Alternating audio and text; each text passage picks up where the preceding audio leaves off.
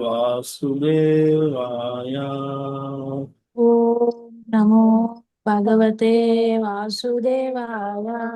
ॐ नमो भगवते वासुदेवाय। ओम नमो भगवते वासुदेवाय।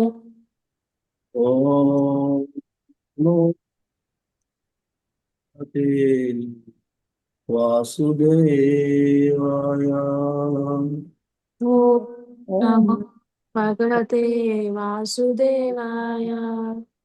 नारायणं नमस्कृत्यं नारायणं नमस्कृत्यं नरं चैव नरोत्तमं नरं चैव नरोत्तमं देवीं सरस्वतीं व्यासं देवीं सरस्वतीं व्यासं ततो जयमुदीरये। ततो जयमुदीरयेत्। नष्टप्रायेषु अभद्रेषु नष्टप्रायेषु अभद्रेषु नष्टप्रायेषु नित्यं भागवत सेवया नित्यं भागवत सेवया भगवतीरुत्तमश्लोके भगवती उत्तमश्लोके भक्तिर्भवति नैष्ठिकी। भक्तिर्भवति नैष्ठिकी। कृष्णाय वासुदेवाय कृष्णाय कृष्णाय वासुदेवाय देवकीनन्दनाय च देवकी देवकीनन्दनाय च नन्दनाय च नन्दगोपकुमाराय नन्दगोपकुमाराय नन्दगोपकुमाराय गोविन्दाय नमो नमः। गोविन्दाय गोविन्दाय नमो नमः। ॐ अज्ञानतिमिरान्धस्य ज्ञानाञ्जनशलाकया चक्षुरुन्मिलितं येन तस्मै श्रीगुरवे नमः। श्रीचैतन्यमनोभीष्टं स्थापितं येन भूतले स्वयं रूपः कदा मह्यं ददाति स्वापदान्तिकम्। वन्देऽहं श्रीगुरोः श्रीयुतापदकमलं श्रीगुरून् वैष्णवांश्च श्रीरूपं साग्रजातां सहगना रघुनाथान्वितं तं सजीवं साद्वैतं सावधूतं परिजनासहितं कृष्णचैतन्यदेवं श्रीराधा कृष्णपदां सहगना ललिता श्रीविशाखान्वितांश्च हे कृष्णा करुणा सिन्धु दीनबन्धो जगत्पते गोपेशा गोपिका कान्त राधा कान्त नमोऽस्तुते। तप्त कांचना गौरांगी राधे वृंदावनेश्वरी वृषभानुसुते देवी प्रणमामि हरिप्रिये। नमो विष्णुपादाय कृष्णप्रेष्ठाय भूतले श्रीमते भक्तिवेदांत स्वामी नामिने नमस्ते सारस्वते देवे गौरवाणी प्रचारिणे निर्विशेष शून्यवादी पाश्चात्य देशतारिणे वाञ्छाकल्पतरुभ्यश्च कृपा सिन्धुभ्य एव च पतितानां पावनेभ्यो वैष्णवेभ्यो नमो नमः। जय श्री कृष्ण चैतन्य प्रभु नित्यानंद श्री अद्वैत गदाधर श्रीवासदि गौर भक्तवृंद। हरे कृष्णा कृष्णा कृष्णा हरे हरे हरे हरे राम राम राम हरे हरे। हरे कृष्ण। हरे कृष्ण। हरे हरे कृष्ण प्रभु जी दंडवत प्रणाम। कृष्ण।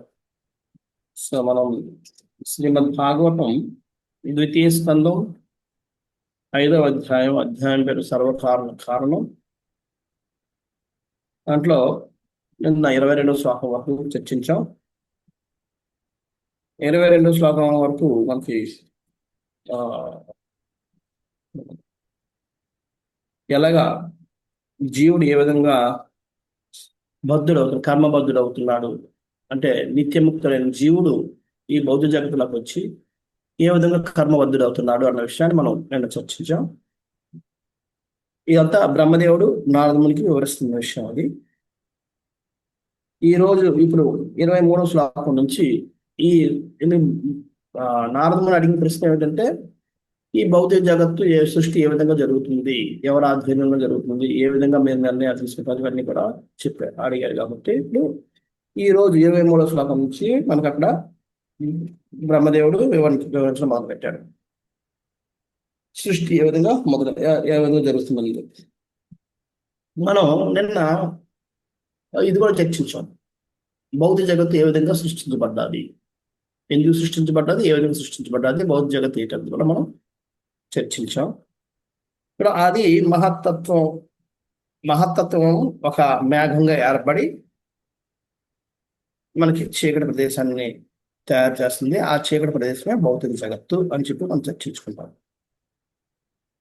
ఇప్పుడు అక్కడి నుంచి ఆ మహాతత్వం సహాయంతో సృష్టి ఎలా జరుగుతుంది, ఈ జీవులు అన్ని ఎలా పుడుతున్నాయి, ఏ విధంగా వస్తాయనేది ఇక్కడ నుంచి ఈ రోజు మనం చర్చించబోతున్నాం.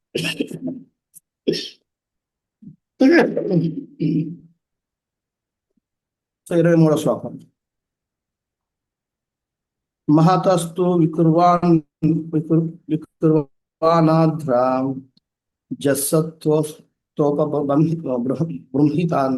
బృంహితాత్ తమ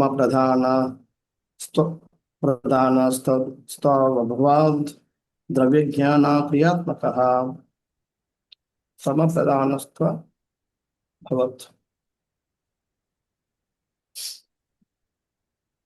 సో మహతత్వము వికారం నందుడి ద్వారా భౌతిక కర్మలు కలుగుచున్నవి. తొలుత సత్వగుణము మరియు రజోగుణము రూపొందును. తదుపరి తమోగుణ కారణమున ద్రవ్యము, దానికి సంబంధించిన జ్ఞానము, భౌతిక జ్ఞానము, వివిధ కర్మలు ప్రకటమగును. ఇక్కడ మహాతత్వం వికారము నందుట ద్వారా, వికారము అంటే తన సహజస్థితిలో కాకుండా ఉండడమే వికారం. మనం కూడా మన మామూలుగా చాలాసార్లు పదాలు అంటారు, ఏదో వికారంగా ఉందండి అంట. అదేంటి, మన సహస్థితిలో లేవు, ఏదో లోపల అవుతుంది, దాన్ని మనం వికారం అంటాం, వికారంగా ఉంటాం. అలాగే ఇక్కడ వికారం అంటే మహత్తత్వంలా కాకుండా దాంట్లో ఏవో మార్పులు జరుగుతూ ఉండడం వల్ల, ఆ మార్పుల వల్ల ఈ కర్మలు అన్నవి మొదలవుతుంటాయి.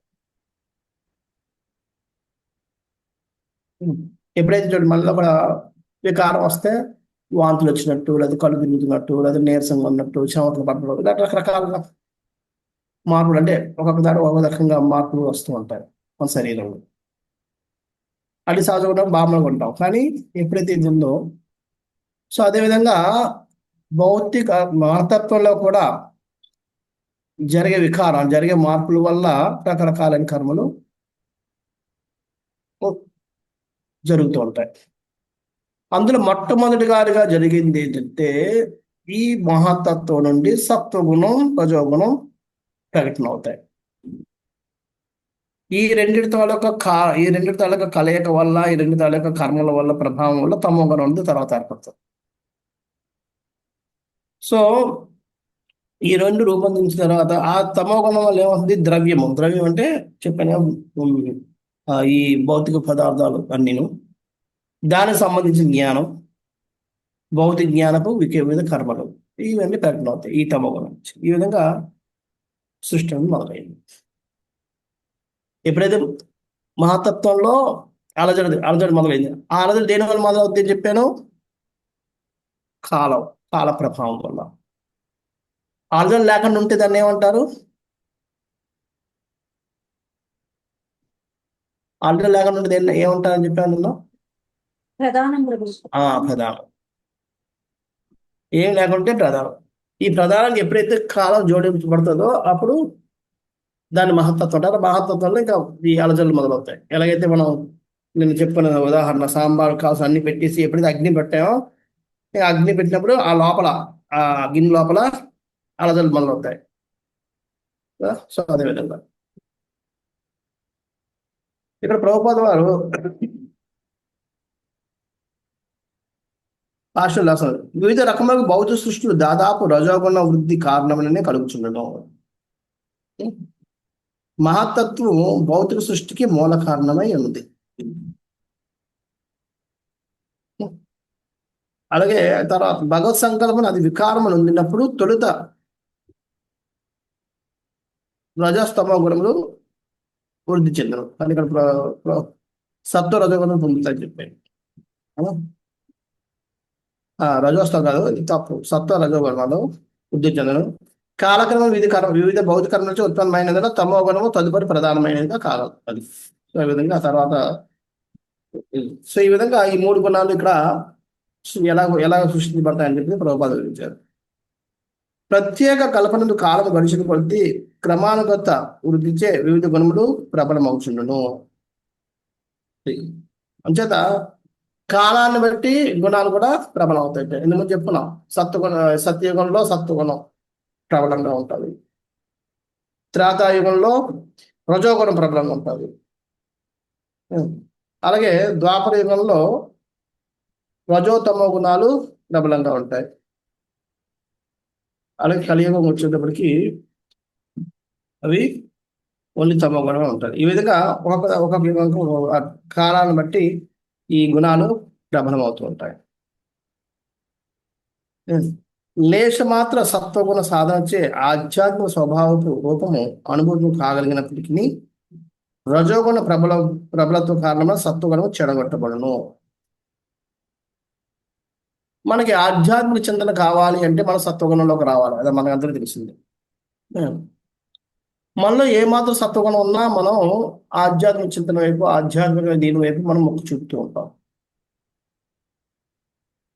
కానీ అటువంటి ఈ సత్వగుణానికి ఎప్పుడైతే రజోగుణం తోడవుద్దో సత్వగుణం మొత్తం పడై కళ్ళకు చెడగొట్టబడినట్టు చెప్తున్నారు. అందుకనే మనం ఎప్పటి వరకు శుద్ధ సత్వగుణంలోకి వెళ్ళామో అప్పటి వరకు మనకి ఈ భౌతిక జగత్ నుంచి విముక్తి అనేది ఉండదు. భౌతిక నుంచి విముక్తి. శుద్ధ సత్వగుణం అంటే ఇసుమంత కూడా, ఇసుకరైనంత కూడా సత్వగుణం, రజోగుణం కానీ తమో గుణం కానీ దాంట్లో కలవదు.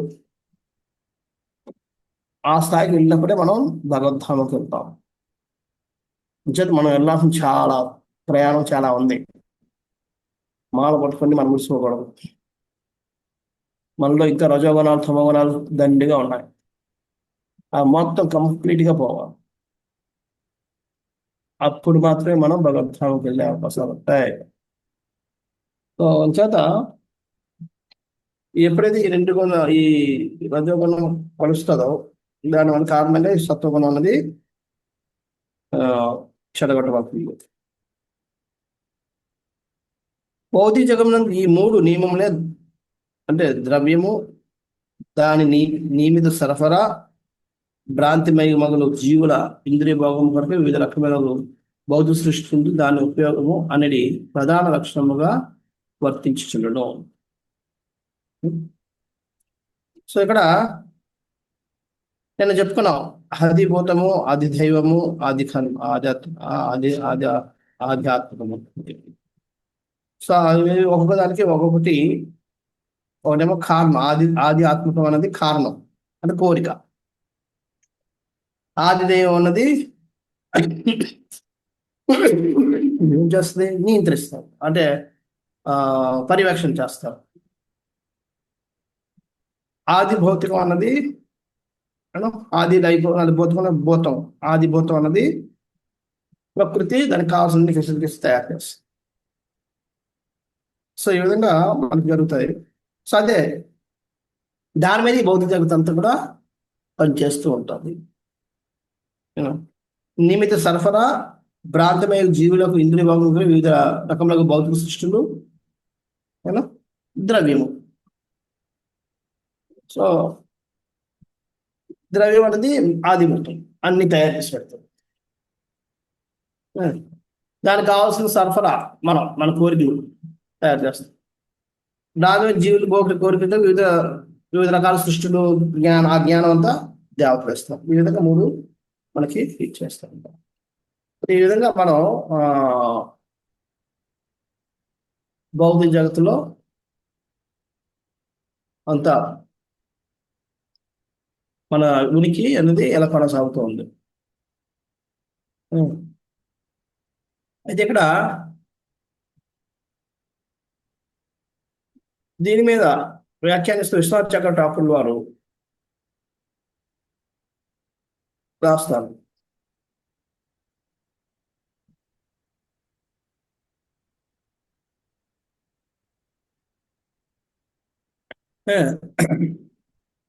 మహత్తత్వం స్టార్టింగ్ లో 3 గుణాలు దాంట్లో ఉన్నప్పటికి కూడా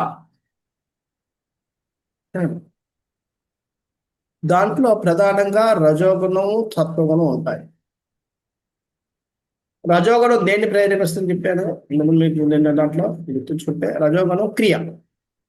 రజోగుణంలో ఏదో ఒకటి చెయ్యాలి క్రియని. సత్వగుణం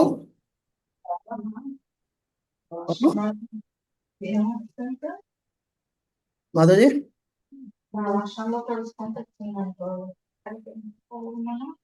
సత్వగుణం జ్ఞానం అన్నది.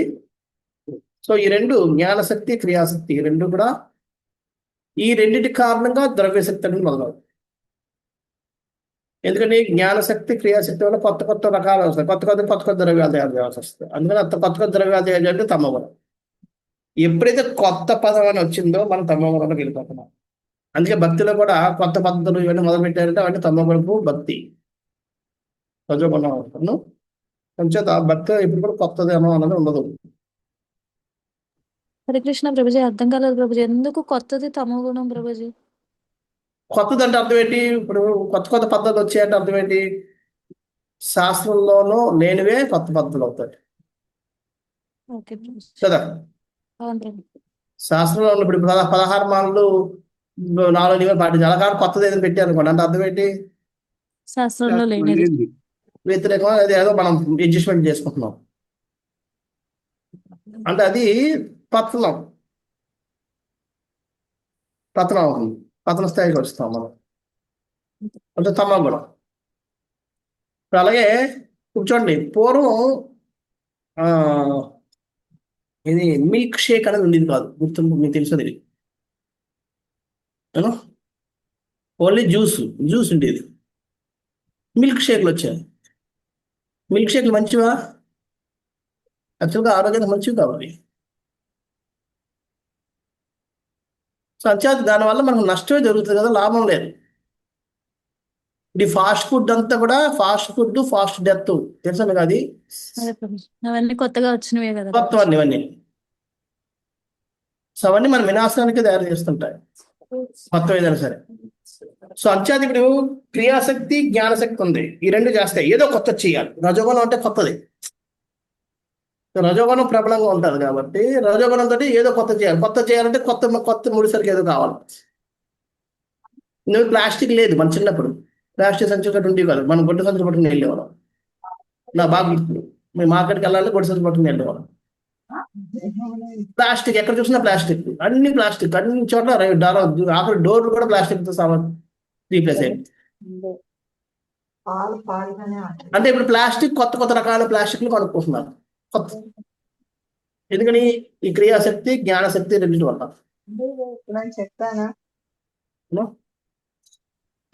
సో ఈ విధంగా మనం ఎప్పుడైనా సరే భక్తిలో ఎప్పుడైనా కొత్త పద్ధతి మనం మొదలు పెడుతున్నాము అంటే దాని అర్థం ఏంటంటే మనం పతనం చెందుతున్నాం.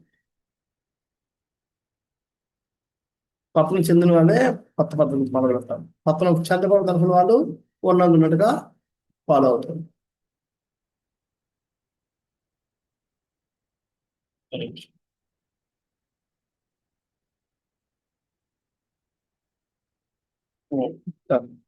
కృష్ణ చక్రవర్తి చెప్తాను కదా. సో అది ఈ రెండింటి వల్ల మనకి ద్రవ్యం అవునా. సో ఇంతమంది మనం చెప్పుకున్నాం, ద్రవ్యం అనేది ఆదిభూతం, జ్ఞానం అనేది ఆదిదైవం, క్రియ అనేది ఆధ్యాత్మం. ఈ మూడు కూడా మనకి జీవుల్ని భ్రమలో పెట్టి ఉంచుతున్నాయి అని చెప్పి మనం చెప్పుకున్నాం. అదే రాశాను, మిమ్మల్ని కూడా చర్చించాం. సో ఇక్కడ నెక్స్ట్ సోహంకార ఇతి ప్రోక్తో వికుర్వన్ సమభూతృథ వైకారికాస్తైజసశ్చ తామసశ్చేతి యద్విధ ద్రవ్యశక్తి క్రియాశక్తిర్ జ్ఞానశక్తిర్ ఇతి ప్రభో. సో స్వార్థగతి పూర్ణముగా అహంకారం ఆ విధంగా మూడు లక్షణంలోనికి రూపాంతరం ఉంది. ద్రవ్యశక్తి, జ్ఞానశక్తి, క్రియాశక్తి అనేది మూడు విభాగములందు తన గల సత్వ రజో తమో గుణములుగా తెలియబడింది. నారద, దీన్ని అవగతం చేసుకుంటూ నీవు సమర్థుడమై ఉన్నావు.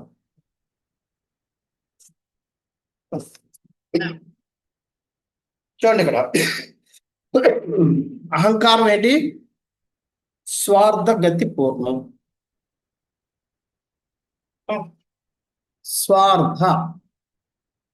స్వార్థం అంటే అర్థం ఏంటంటే స్వ ప్లస్ అర్థం, స్వార్థం అంటే అర్థం అంటే ఏంటారు? అర్థం అంటే అర్థం ఏంటి ఇక్కడ? ద్రవ్యముల ప్రభుజీ, కాదు, ధనమా? కాదు, గురించి అని. నేను ఫలానా వారి ప్రీత్యార్థం అంటే దేవుని ప్రీత్యార్థం అంటే అర్థం ఏంటి?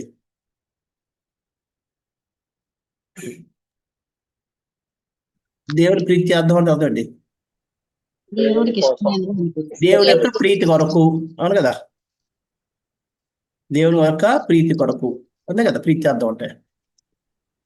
అలాగే ఇక్కడ మామూలుగా మన ఎప్పుడైనా పెళ్లిళ్ళు గారు చేస్తున్నప్పుడు సంకల్పంలో చెప్తాడు, వివాహ కార్యార్థం లేదా గృహప్రవేశ కార్యార్థం అంటే ఈ పూజను ఎందుకు చేస్తున్నాను, ఎందుకు చేస్తున్నాను, దేనికోసం చేస్తున్నాను, దేని గురించి చేస్తున్నాను, ఫలానా వివాహ కోసం లేకపోతే అలాగా ఆ సంకల్పం చేస్తారు పూజ చేసే ముందు. అర్థం అంటే గురించి లేదా కొరకు అని. ఇక్కడ స్వ అర్థం అంటే స్వార్థం అంటే స్వ అంటే మన కొరకు లేదా మన కొరకు, అది మన కొరకు.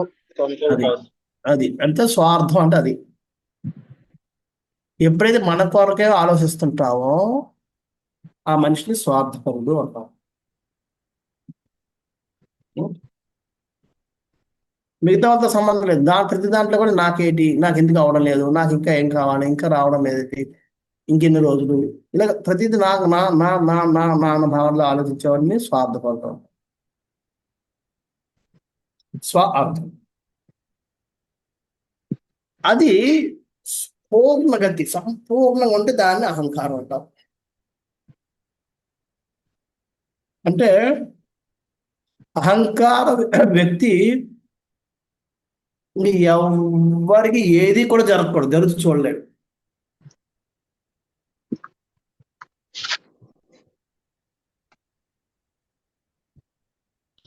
వాడు సంబంధం ఉన్నా లేకపోయినా, అమెరికా వాడు ఎక్కడో కారులో తిరుగుతున్నాడంటే ఆడెందుకు కారులో తిరుగుతున్నాడు, ఇక్కడ బాధపడిపోతుంటాడు. ఆడెవడో మనకు తెలియకపోవచ్చు, అలాగమాట. అదే హిరణ్యకశిపుడికి అంత అహంకారం కాబట్టి ఆయన ప్రహ్లాదుడు కూడా ఆయన నామం జపం చేయించలేదు, భరించలేకపోయాడు. ప్రహ్లాదుడు 5 సంవత్సరాలు కుర్రాడు, ఎప్పుడు ఎలా మారిపోతుందో తెలియదు, పిల్లలు మనకు తెలిసిందే. ఆయన కూడా దాన్ని కూడా సహించలేకపోయాడు. అంచేది ఏది కూడా అంటే అది అహంకారం అనేది స్వార్థ గతి పూర్ణం, సంపూర్ణం అన్నమాట. అది 3 లక్షణాల్లోకి రూపాంతరం అవుతుంది. ఏంటది? ద్రవ్యశక్తి, జ్ఞానశక్తి, క్రియాశక్తి. ఈ ద్రవ్యశక్తి, జ్ఞానశక్తి, క్రియాశక్తులు ఆ, సప్త రజోగుణ గుణాలుగా మలుస్తాయి. ద్రవ్యశక్తి ఏమో తమోగుణం, జ్ఞానశక్తి ఏమో సత్వగుణం, క్రియాశక్తి ఏమో రజోగుణం.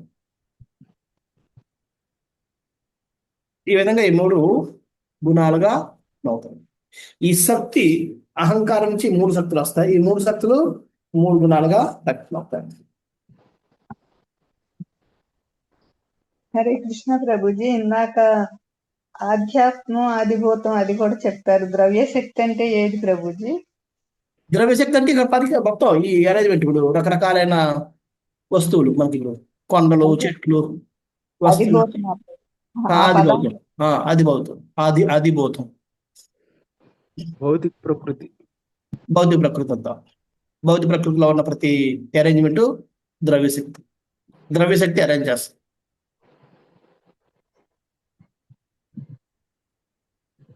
జ్ఞానశక్తి ఆధ్యాత్మ ప్రభుజీ. జ్ఞానశక్తి అంటే ఏం చేయాలి? ఆధ్యాత్మం ఉండొచ్చు, ఏదైనా సరే. జ్ఞానశక్తి, జ్ఞానం. ఇప్పుడు ఆ ద్రవ్యాలు ఉన్నాయి, ద్రవ్యం ఎలా పనిచేస్తుంది, ఏం చేయొచ్చు, ఎలా చేయొచ్చు, ఆ జ్ఞానం ఉండడం, అది జ్ఞానశక్తి. క్రియాశక్తి, ఏం చేయాలి? మనకి జ్ఞానం ఉంది, ఒక దాన్ని పొందాలంటే ఏం చేయాలి? పలానా చేద్దాం, పద ఇలా ఇలా వస్తుంది, చేద్దాం, ఇలా చేద్దాం. తెలిస్తే పర్వాలేదు, తెలియకపోయినా సరే ట్రై చేస్తుంటాం. క్రియాశక్తి. క్రియాశక్తి ఏదో చేయాలి. ఇప్పుడు జ్ఞానశక్తిలో ఇప్పుడు ఎవరో చెప్పారనుకోండి, మన ఈ ఈ రైస్తో కీర్ చేస్తే చాలా బాగుంటుంది అటండి, అవునా, చేద్దాం పద. మనకేం తెలియదు, ట్రైల్ చేస్తుంటాం. ఈసారి బాగాలేదు, నెక్స్ట్ సారి ఇంకోటి చేంజ్ చేస్తాం, ఇంకోలా చేస్తాం. ఇలా క్రియాశక్తి అంటారు. క్రియాశక్తి వల్ల ఆ చెయ్యాలని కోరిక పుడుతూ ఉంటుంది.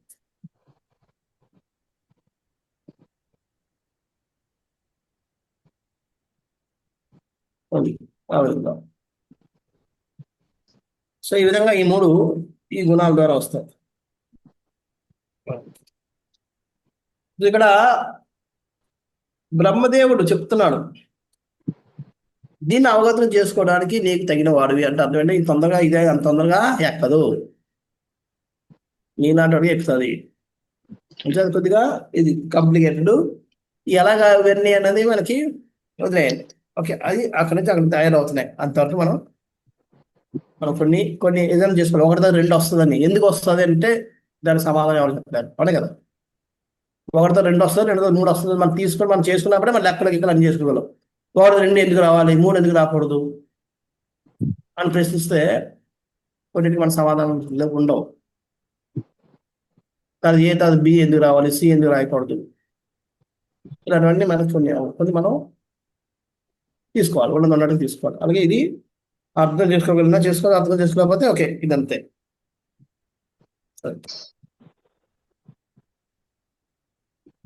అహంకారం అనేది కేవలము స్వార్థగతి పూర్ణమైనది. భగవాన్ అస్తిత్వం గూర్చిన స్పష్టమైన జ్ఞానం అందు లోపించి ఉంటుంది. ఎప్పుడైతే నేను నేను నేను అని ఆలోచిస్తుంటో, పక్క వాడి కోసం ఆలోచించో, అప్పుడు భగవంతుడి కోసం కూడా మనం ఆలోచించడం మానేస్తాం. ఆ విధంగా మనం అహంకారం మనల్ని భగవంతుడి నుంచి దూరం చేసేస్తుంది.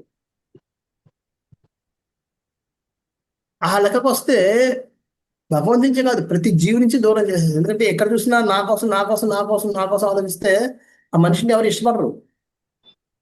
ఇప్పుడు చూసినా వాడు వాళ్ళ తప్ప మనం పట్టించుకోవడం అన్న ఒక ముద్ర వచ్చేస్తుంది. అందుచేత ఈ అహంకార పూరితమైనడు అందరికి దూరం అయిపోతాడు.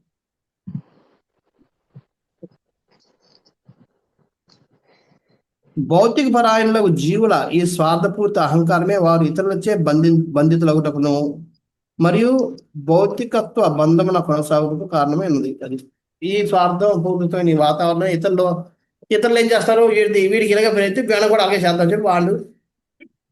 సో ఈ విధంగా ఒకరు బంధితులు అవుతుంటారు, కర్మబంధులు అవుతుంటారు. సో అలాగే ఈ భౌతిక బంధత్వం మీద ఈ ఈ రెండింటి కారణం ఈ అహంకారమే, స్వార్థపూరితం. అహంకారం అంటే ఇంకా స్వార్థపూరితం.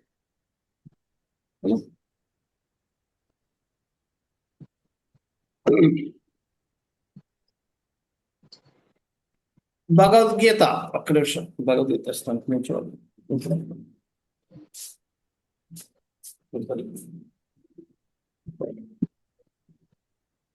భగవద్గీత 7వ అధ్యాయం 24 నుంచి 27 శ్లోకం వరకు దీనికోసం చక్కగా వివరించబడింది అని చెప్పి చెప్తున్నాను. సో ఏం చెప్పారు అన్నది మనం చూద్దాం.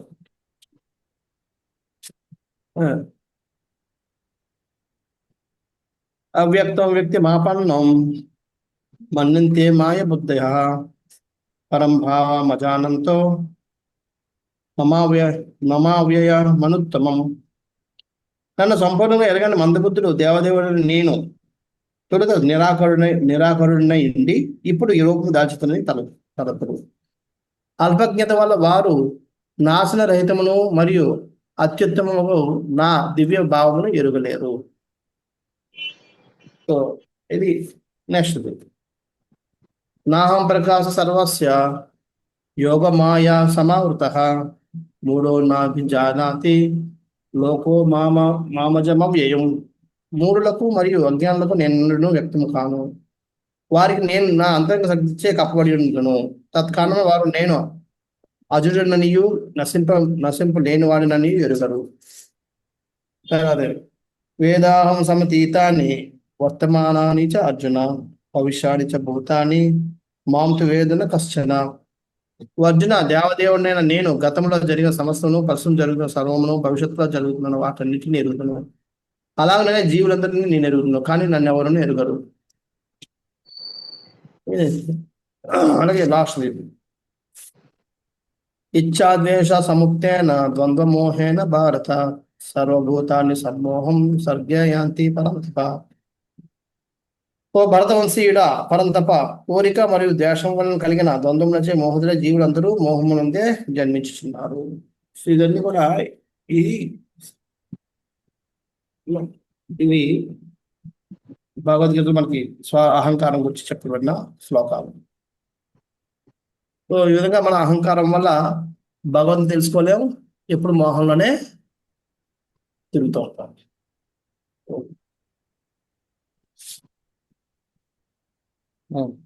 ఇటువంటి మోహంలో ఉన్నవాడు, అటువంటి వాడు బ్రహ్మసూత్రంలో ఇతర అత్యున్నత జ్ఞాన గ్రంథములు అమిత అభిరుచి కలవానిగా గోచరించినను దేవదేవుడు శ్రీకృష్ణుడు గురించి అతనికి గల ఇట్టి తప్పు భావన మాత్రం కొనసాగుతూనే ఉండును. అది సో ఇటువంటి ఈ అహంకారపూరిత భావన ఉన్నవాడికి జ్ఞానం ఉన్నప్పటికీ, అంటే భగవద్గీత తెలిసి ఉండొచ్చు, భగవద్గీత మాత్రం శ్లోకాలు వచ్చేసి, లేకపోతే ఈ బ్రహ్మసూత్రాలు ఇంకా అయినటువంటి గ్రంథాలన్నీ కూడా వచ్చేసి ఉండొచ్చు, కానీ వాడికి భగవద్గీత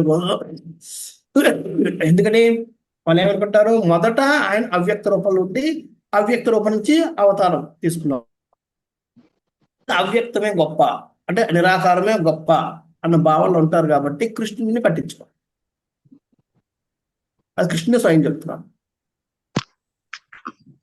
మనం కూడా మన లోకంలో అందరూ కూడా అదే అంటారు, భగవంతుడు నిరాకారుడు అండి, ఆయన ఆకారాలు ఎత్తుతాడండి, ఆకారాలు తీసుకుంటాడండి. కానీ కాదు, ఆయన సాకారుడు, నిరాకారం ఆయనకొక అంశము.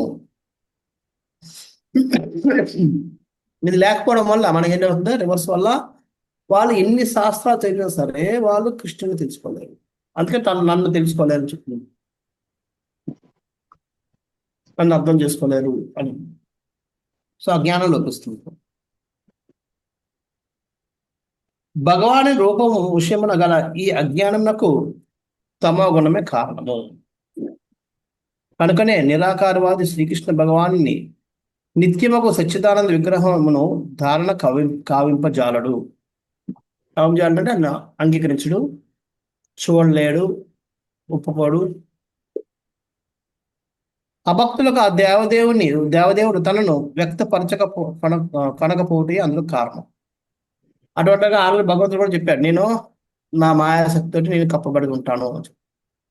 25వ శ్లోకం. అందుచేత మనకి అది ఆయన కప్పబడి ఉంటాడు కంటే వ్యక్తపరుడు కాబట్టి భగవంతుడికి తెలియదు. అట్టివారు భగవద్గీత వంటి శాస్త్రం అధ్యయనం చేసిన పిమ్మటయు మొండితనంతో నిరాకారవాదులుగానే మిగిలిపోదురు. వారి యొక్క మొండితనం వల్ల వాళ్ళు నిరాకారవాదులుగానే ఉండిపోతారు. భగవద్గీతని అర్థం చేసుకుంటారు, చదివి ఉంటారు, నేర్చుకుని ఉంటారు, అన్నీ చేస్తారు, అయినా సరే వాళ్ళు అలాగే ఉంటారు. ఇది అందుకనే ప్రభుపాద పారాగ్రాఫ్ లాస్ట్ లో రాస్తున్నారు. అదే పారాగ్రాఫ్ లో మధ్యలో ఒకటి ఉండండి. పూజ మూర్ఖుడు ఎవడని చెప్తున్నాడు. అట్టి భ్రాంతిమయ మనుజుడు మూఢునిగా వర్ణింపబడ్డాడు. ఇలా ముండిగా ఉండిపోయేవాడు మూఢుడు వర్ణింపబడ్డాడు. అజునిగాను అవ్యయునిగాను శ్రీకృష్ణుని దివ్య రూపమును అతను అవగతం చేసుకోలేకపోతే అందులో కారణం. అది భగవంతుడు కూడా ఆల్రెడీ చెప్పాడు. ఎవరైతే ఈ అహంకార పూస్తూ ఉంటారో వాళ్ళందరూ ఆ విధంగా వస్తారు. ఇక్కడ నెక్స్ట్ పారాగ్రాఫ్ లాస్ట్ లో, కనుకనే నిరాకారవాది శ్రీకృష్ణ భగవాన్ యొక్క నిరాకార బ్రహ్మమును మరియు పరమాత్మ లక్షణమును ఎరిగిన పిమ్మటయు భౌతిక సృష్టికి పరముగా నిత్య స్థితిలో నారాయణుని రూపమును గల అతని నిత్య స్వీయ రూపమును ఎరుగుజాలడు. ఆ నిరాకార ఇటువంటి అహంకారవాది నిరాకారవాదులు మ్యాక్సిమం ఏంటి బ్రహ్మజ్యోతి పరమాత్మ దాని వరకు అంగీకరిస్తారు. కానీ ఆకారాన్ని సాకారాన్ని ఈ నారాయణ రూపాన్ని కృష్ణ రూపాన్ని సాకారాన్ని వాళ్ళు అంగీకరించలేరు, తెలుసుకోలేరు. దాని తాలూకా మహాత్మ్యాన్ని కూడా తెలుసుకోలేరు. నెక్స్ట్, పూర్ణ పురుషోత్తముడు శ్రీకృష్ణుని అనుభూతం ఉన్నచుకున్నటకు మనుజుడు భక్తి యోగం ద్వారా భౌతికేంద్రియమును పవిత్రం అనర్చుకోవలసి ఉంది. శ్రీకృష్ణ భగవాన్ యొక్క సాక్షాత్కారాన్ని పొందాలి అంటే ముందు ఈ భౌతిక ఇంద్రియాలన్నింటినీ మానవుడు పవిత్రం చేసుకోవాలి, పవిత్రం మనర్చుకోవాలి. ఆ పవిత్రం ఏ విధంగా అవుతుంది? తపస్సు ద్వారా. ఈ రకరకాల తపస్సుల కోసం 17 అధ్యాయాలు చెప్తాడు భగవంతుడు.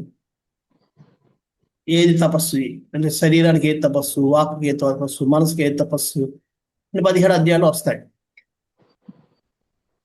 మనసు శుద్ధీకరణ చేయాలని ఏం చేయాలి, వాక్ని శుద్ధీకరణ చేయాలని ఏం చేయాలి, దేహాన్ని శుద్ధీకరణ చేయాలని ఏం చేయాలి, ఇలా అన్ని 17 అధ్యాయంలో శుద్ధీకరణ చేసుకునే విధానాలు చెప్తారు. ఆ తపస్సు ద్వారా వాటిని మనం శుద్ధీకరణ చేసుకోవచ్చు.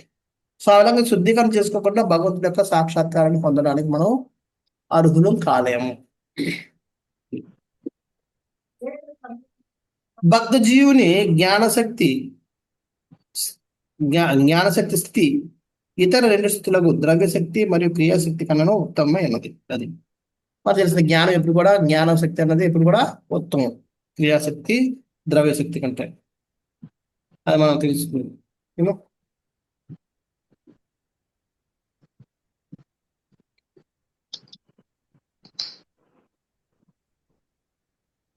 ఈ విధంగా దీనిపై విశ్వనాథ చక్రవర్తి ఠాకూర్ వారు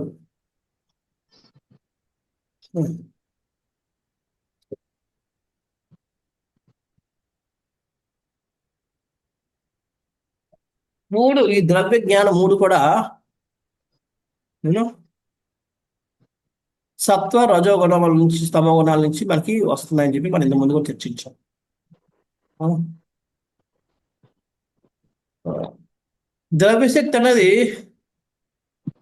ద్రవ్యశక్తి నుంచి మనకి ఈ పంచభూతాలు అన్నవి పుట్టుకొస్తాయి ద్రవ్యశక్తి నుంచి.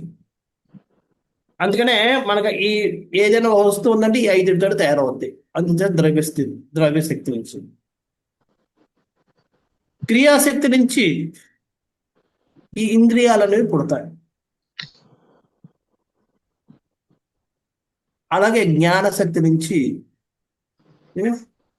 ఇంద్రియ అధిష్టాన దేవతలు పుడతారు. ప్రతి ఒక్క ఇంద్రియానికి ఒక్కొక్క అధిష్టాన దేవత ఉంటారు. ఆ అధిష్టాన దేవతలు పుడతారు. సో ఈ విధంగా ఈ 3 ద్రవ్య క్రియ జ్ఞానశక్తులు మళ్ళీ వీటిని పంచభూతాలు, ఇంద్రియాలు, మళ్ళీ అధిష్టాన దేవతల్ని వాటికి జన్మనిస్తారు. ఇంతకుముందు చెప్పుకున్నప్పుడు మనకి ఎటువంటి ఇది లేకుండా సమతలంగా ఉన్నది ప్రధానం. అవునా? ఎప్పుడైతే అది కాలంతో కలిసి వికారాన్ని పొందుతుందో దాన్ని ఆ ప్రధానం ఎప్పుడైతే వికారంగా వస్తుందో అది మహత్తత్వం. అవునా? సో ఆ మహత్తత్వం మొట్టమొదటిసారిగా వచ్చిన మహత్తత్వం సత్వగుణం ప్రబలంగా ఉంటాం. అర్థమైంది? అంటే ప్రధానం అన్నది ఏమి లేకుండా అన్ని మూలకాలు ఒక చోట ఉన్నది, అది ప్రధానం. దానికి ఎప్పుడైతే కాలం వస్తుందో దాంట్లో వికారాలు ఉద్రేకత మొదలవుద్ది. ఆ ఉద్రేకత మొదలైనప్పుడు మొట్టమొదటిసారిగా బయటకు వచ్చేది సత్వగుణం. ఆ సత్వగుణం కొంచెం కాలక్రమానం అని కొంచెం వెళ్తే నేను రజోగుణం ప్రధానం అవుతుంది. అప్పుడు ఇంకొక రకమైన సూత్రతత్వం అని చెప్పి ఇంకొక రకమైన మహత్తత్వం అప్పుడున్న మహత్తత్వం పేరు సూత్రతత్వం. మొదటి మహత్తత్వంలో సత్వగుణం ప్రాబలంగా ఉంటుంది. ఎప్పుడైతే ఆ సత్వగుణం నుంచి అది రజోగుణం ప్రబలంగా ఉండేటట్టుగా తయారవద్దో, చింతపండు మనం పిసిగితే ఫస్ట్ లో పులుపు ఉంటుంది, తర్వాత పులుపు రాదు, ఒకటే ఆ తిప్పే మిగులుతుంది. అంటే మారిపోయింది, లక్షణాలు మారిపోయాయి. పులుపు కూడా ఉండదు. ఫస్ట్ నీళ్ళు అన్ని పుల్లగా ఉంటాయి, ఇప్పుడు పులుపు ఉండదు. సో అదేవిధంగా ఫస్ట్ లో ఉన్న దాంట్లో సత్వగుణం ప్రబలంగా ఉంటుంది, దాన్ని మహత్తత్వం అంటారు. ఆ సత్వగుణం నుంచి రజోగుణం ప్రబలంగా ఉంటే దాన్ని ఏమంటారు? సూత్రతత్వం అంటారు. అది కూడా వేరే వేరే రకమైన ప్రయోగం. అలాగే ఇంకా టైం వల్ల చేసినప్పుడు అది తమోగుణంకి వచ్చేస్తుంది. ఆ తమోగుణంకి వచ్చినప్పుడు అది అహంకారం.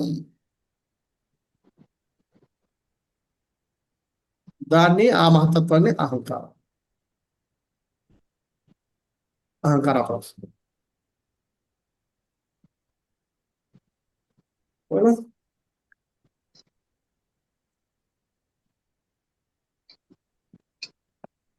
సో ఎప్పుడైతే ఈ అహంకారం కలిసినప్పుడు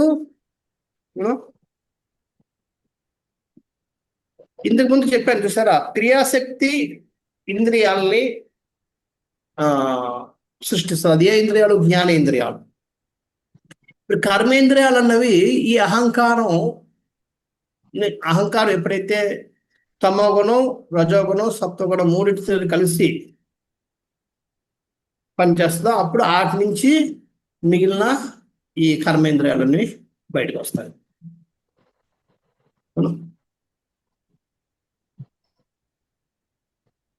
సో అంచేత ఈ తమోగుణంలో అహంకారంలో ఎక్కువ తమోగుణం ఉంటుంది. అందుకని అహంకారం ఉన్నవాడు ఎక్కువ తమోగుణంలో ఉంటాడు. వాడు ఇతరుల పట్ల చాలా కఠినంగా ఉంటాడు, దయాబాని అటువే ఉండవు, ఆయన అనుకుందే కాదు.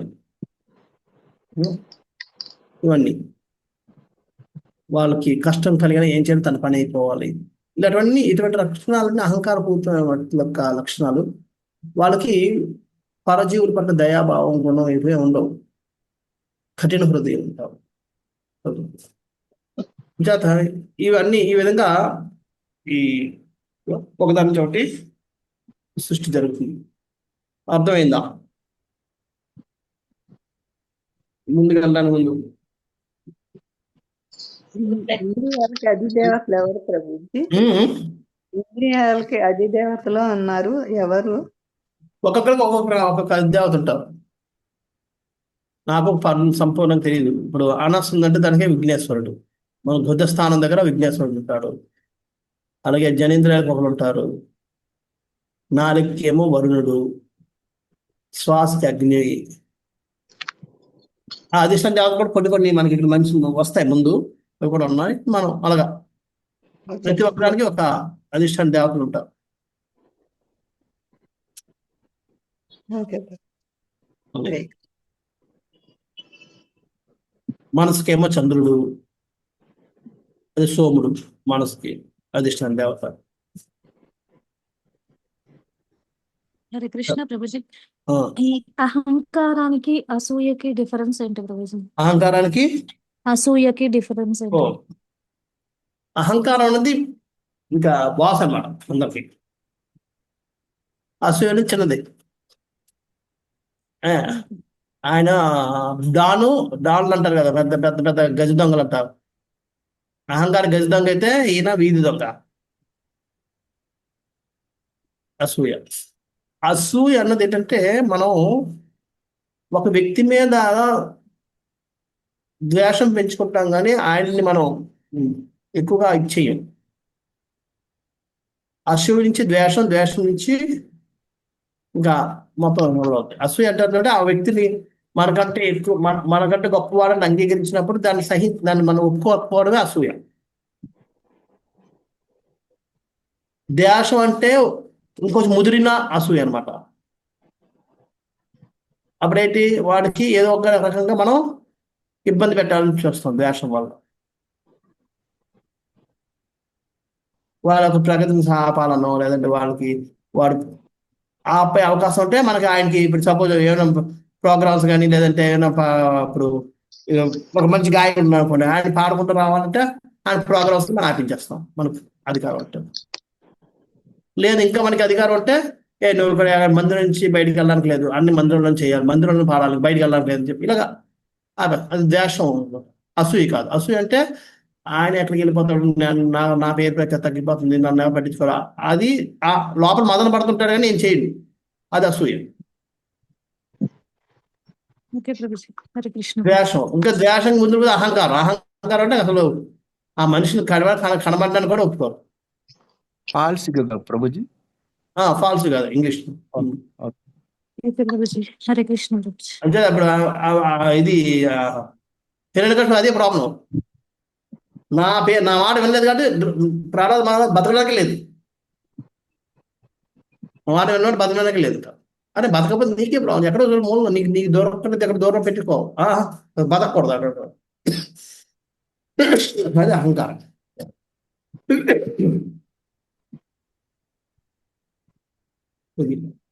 సో ఇవన్నీ స్టేజ్. అహంకారం అంటే ఇంకా బాస్, బిగ్ బాస్ అని.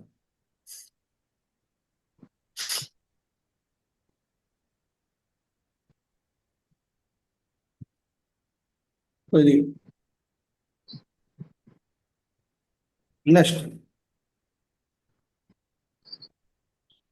తామసాదపి భూతాదేర్ వికుర్వాణ ధబుర్నభః తస్య మాత్రా గుణ శబ్దో లింగం యద్రష్టు దృశ్యో.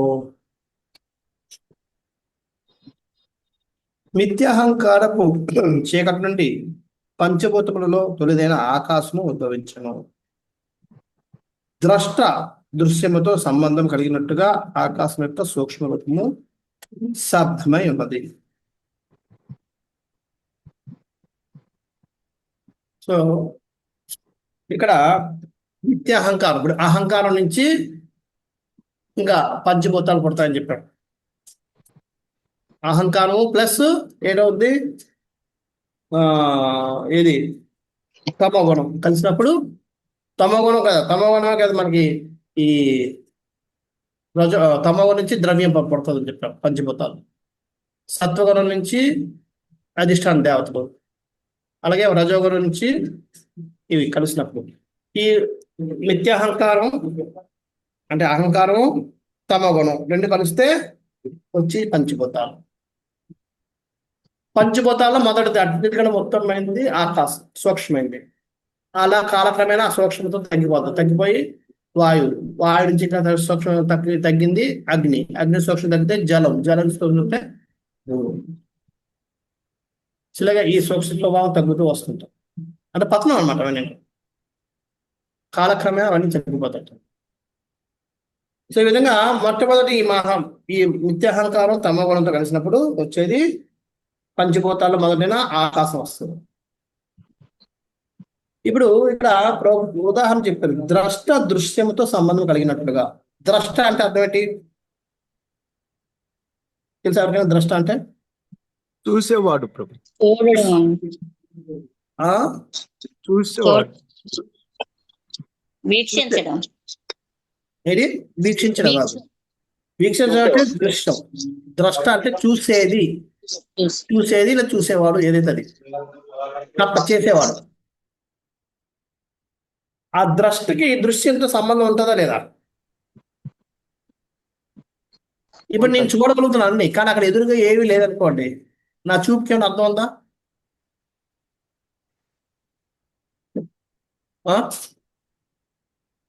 ఏదైనా చూడగలిగినప్పుడు అప్పుడు నేను అనుభూతి పొందుతాను. అరే బాగుంది, ఇది వైట్ కలర్, కలర్ అబ్బాయి ఏం కలర్ కాంబినేషన్ ఏమిది, అవన్నీ మనం అనుభూతులన్నీ వస్తాయి.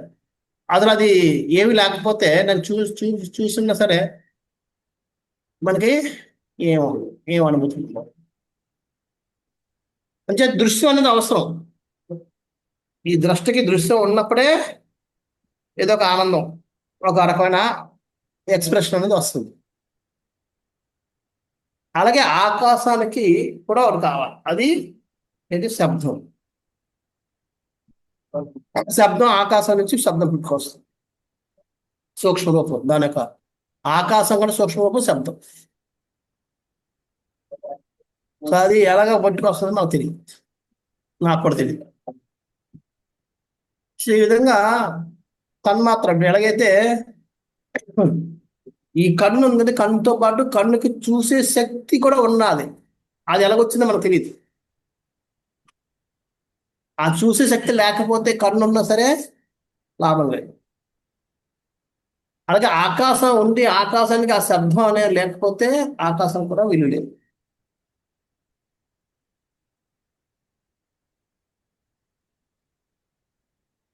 అంచేత అదేవిధంగా ఈ దృశ్యం. ద్రష్ట అంటే కన్ను, దృశ్యం అంటే చూడగలిగే శక్తి. ఆ రెండు కన్ను ఉన్నా సరే కన్నుకు చూడగలిగే శక్తి లేకపోతే కన్ను ఉన్నా ఒకటే, లేకపోయినా ఒకటే. అలాగే ఆకాశం ఉండి ఆకాశాన్ని యొక్క సూక్ష్మ రూపం శబ్దం అన్నది లేకపోతే ఆకాశానికి విలువేలేదు. సో ఆకాశం కూడా ఆకాశానికి ఆ వినే శబ్దం అనే శక్తి, ఆ రెండు కూడా ఆకాశంలో పుట్టుకొస్తాయి. అది అలాగే రూపాంతరం చెందితే కొన్ని రోజులకి దాని నుంచి నెక్స్ట్ వ్యవస్థ చూద్దాం అని.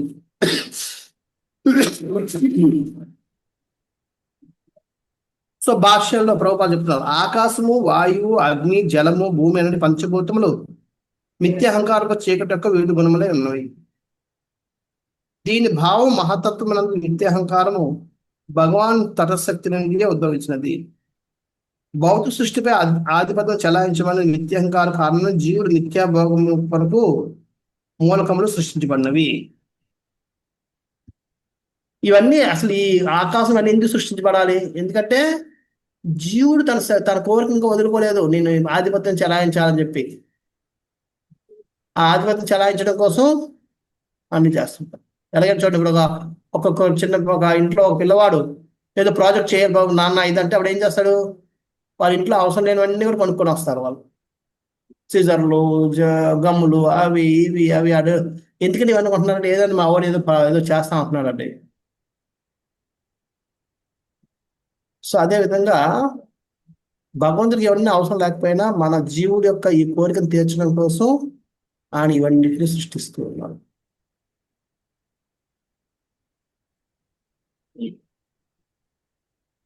ఈ విధంగా ఈ మూలకాలన్నీ సృష్టించబడుతున్నాయి. ఈ విధంగా జీవుని మిథ్యాభోగం కోసం రూపాయలు రాస్తాను. మిథ్యాభోగం ఏంటి? నేను అధిపతిని, నేను అధికారం చలాయించాను. అది తప్పుడు కోరిక.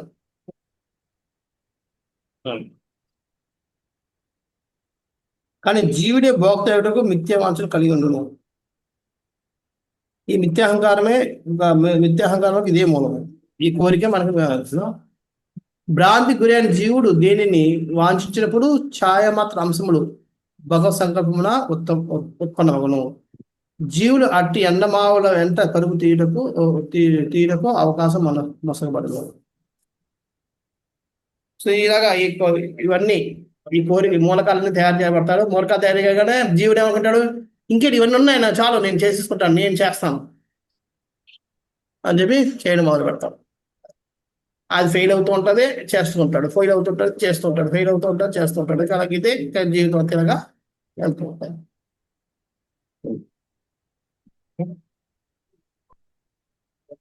తర్వాత తొలి తన్మాత్ర శబ్దము ఆ తర్వాత ఆకాశము సృష్టించబడినవి చెప్పబడ్డది. ఫస్ట్ శబ్దం వచ్చిందంటే శబ్దం నుంచి ఆకాశం వచ్చింది. తన్మాత్రం అంటే శక్తి, శక్తి నుంచి అవయవం, మూలకం ఆకాశం. సో శక్తి ఏంటి? శబ్దగ్రహణ శక్తి, శబ్దశక్తి అంటాం. అందుకనే ధ్వని శక్తి, సౌండ్ ఎనర్జీ అంటారు ఇంగ్లీష్లో. శక్తి, శక్తి నుంచి రూపం ఆకాశం వస్తుంది. అది ఏదైనా వస్తువును గూర్చి పలకబడిన శబ్దము ఆ వస్తువు వర్ణను గూర్చి ఊహను కలుగు చేయనందున శబ్దము నిజ వస్తువు యొక్క ప్రాతినిధ్యమే ఉన్నది. కనుకనే శబ్దము వస్తువు యొక్క సూక్ష్మ లక్షణమే ఉంది. చూడండి, మనం ఏదైనా ఒక వస్తువు కోసం ఇప్పుడు చూపించాను. ఈ మొబైల్ అంటే ఇది 5GB, 5G, 20GB RAM, camera ఏమో ఇన్ని పిక్సెల్స్, ఇదండి అదండి సూపర్ ఫాస్ట్ ఏమో చెప్పారు. ఇవన్నీ మీరు నా నుంచి చూస్తే ఏం కనబడటం లేదు. కనబడుతుందా? 5GB అని ఎక్కడ తెలుస్తుందా? ఏం తెలియదు. కానీ ఆ శక్తి అదంతా జ్ఞానం దేని నుంచి వస్తుంది? శబ్దం నుంచి వస్తుంది కదా. అంచేత దీని యొక్క ఈ మొబైల్ యొక్క సూక్ష్మ శక్తి రూపం శబ్దం. దీనికోసం మనకి సంపూర్ణ జ్ఞానం దేని ద్వారా వస్తుంది? శబ్దం ద్వారా వస్తుంది. చూడడం కంటే చూస్తున్నారు మొబైల్, కానీ మీకేం తెలియదు. 5GB తెలియదు, లేకపోతే ఎంత మెమరీ తెలియదు, ఏమి తెలియదు. కానీ నేను లోపల తీసుకున్న చిప్ చూపించినా సరే మనకు తెలియదు కదా. సంచేత ఈ శబ్దం అన్నది ప్రతిదానికి, ప్రతి వస్తువు యొక్క సూక్ష్మ లక్షణమే ఉంది, సూక్ష్మ శక్తి. అది మొదలు. అందుకనే శ్రవణం అన్నిటికీ మూలం అని చెప్పేది. ఆ శబ్దం ద్వారా మనం అన్ని నేర్చుకున్న, మన జీవితంలో నేర్చుకున్న అన్ని కూడా శబ్దం వల్లే. మన మాటలు నేర్చుకున్నా, లేకపోతే ఏదైనా విని, మనం చిన్నప్పుడు కథల నుంచి మనం ఇమాజినేషన్ చేయడం అన్ని కూడా అన్నిటికీ కారణం శబ్దం. ప్లస్ ఎవరు? హరే కృష్ణ ప్రభు. అయితే శబ్దం ద్వారా ఆకాశాన్ని గుర్తించగలం ప్రభు. అంతే కదా. దృశ్యం అంటే చూడడం కదా, అది శబ్దం చూడడం అవుతుందా? శబ్దం దానికోసం ఎక్కడ ఉంది? చెప్పలేదు కదా. శబ్దం వరకు శబ్దం నుంచి మనకి దృశ్యం వరకు రాలేదా? అంటే ఇక్కడ చూడండి దృశ్యము అని ఇచ్చారు కదా, అది ఉపమానం, ఉదాహరణకి ఇస్తున్నారు. ద్రష్ట అంటే కన్ను అని అర్థం. కన్ను అని అయితే చూసేవాడు. ఆ చూసేవాడికి ఆ దృశ్యం ఉన్నప్పుడే దాని ఒక ఆనందం, అది లేకపోతే ఏం లేదు. సో అదే విధంగా దీనికి ఎలాగైతే ఒక్క కన్నున్నంత మాత్రం నేను చూడండి, ఎదురుగా లేకపోతే ఏం చూడగలం? ఉదాహరణ ఏదో ఉండాలి. ఆ కన్ను ఆ వస్తువు రెండు కలిస్తే అబ్బా ఎంత బాగుంది అంటాం. ఆ వస్తువు కలవకపోతే చూడండి దృశ్యం ఏం మనకి తెలియదు, కళ్ళుకి ఏం తెలియదు. సో అదే విధంగా ఆకాశానికి కూడా ఈ శబ్దం ఉన్నప్పుడే, ఆ రెండు కాంబినేషన్ తోటే మనకి ఏదైనా ఒక భావం బయటకు వస్తుంది, జీవుడు ఒక ఎంజాయ్మెంట్ బయటకు వస్తుంది. అది ఆ రెండిట్లో ఏది లేకపోయినా భగవంతుని ఇది జీవ యొక్క ఆనందం బయటికి రాదు, తెలియదు. అందుకనే ఒక తన్మాత్ర ఇప్పుడు ఇది.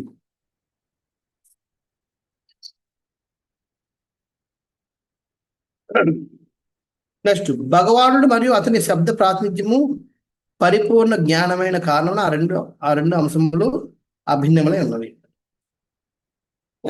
భగవంతుడు సంబంధించిన జ్ఞానం రెండు కూడా అభిన్నాలు కాబట్టి అవి పరిపూర్ణం. ఆ రెండు రెండు కూడా అంశాలు కూడా అభిన్నాలు, ఒకదానికి ఒకటి రెండు ఒకటే. మనకి రెండు భగవంతుడి విషయంలో రెండు కావాల్సిన అవసరం లేదు.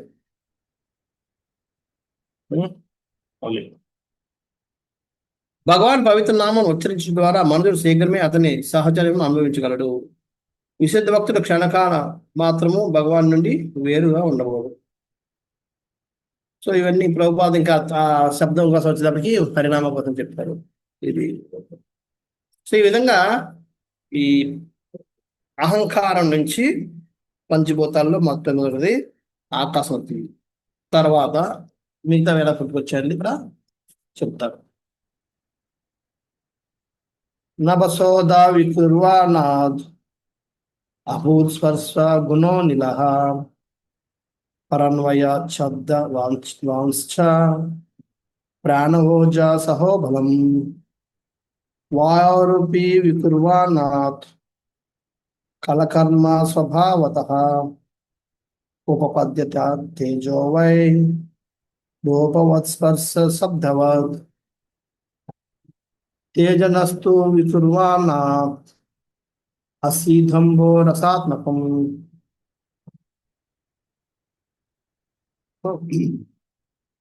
రూపవత్ స్పర్శ వచ్చాంభో ఘోషవచ్చ పరాన్వయాత్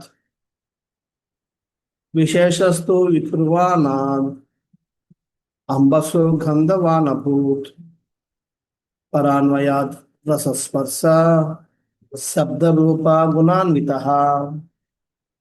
ఈ విధంగా మిగతావన్నీ ఏ విధంగా వచ్చాయన్నది చెప్తున్నారు. నభ అంటే ఆకాశం. నభస అథ వికుర్వానాథ్. చూసుకోండి, వికుర్వానాథ్ అన్నది ప్రతి రెండు లైన్లో ఒక కనబడుతుంది. వికుర్వానాథ్ అంటే దాని నుంచి మార్పు ఉంది. వికుర్వానాథ్ వికారం అంటే మార్పు చెందడు. వికుర్వానాథ్ అంటే వికారం చెంది. ఆకాశం వికారం నొందిన కారణమున స్పర్శ లక్షణంతో వాయువు జన్మించను. పూర్వ క్రమం నుంచి వాయువు సైతము శబ్ద పూర్ణమును జీవనపు మూల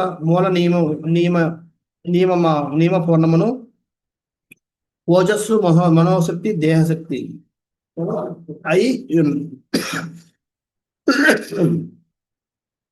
సో ఇక్కడ ఆకాశం వికారం పొందినప్పుడు మార్పు రూపాంతరం చెంది దాని నుంచి వాయువు వస్తుంది. అలాగే శబ్దం రూపాంతరం చెంది శబ్దము ప్లస్ దాని నుంచి స్పర్శ రెండు కూడా వస్తాయి.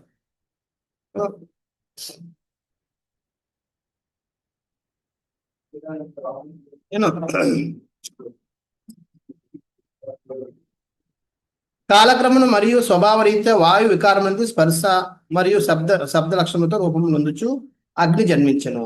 అగ్ని సైతం వికారం నొందిన పూర్ణంగా రసపూర్ణము మరియు రుచిపూర్ణముకు జలము ప్రకటనయ్యను.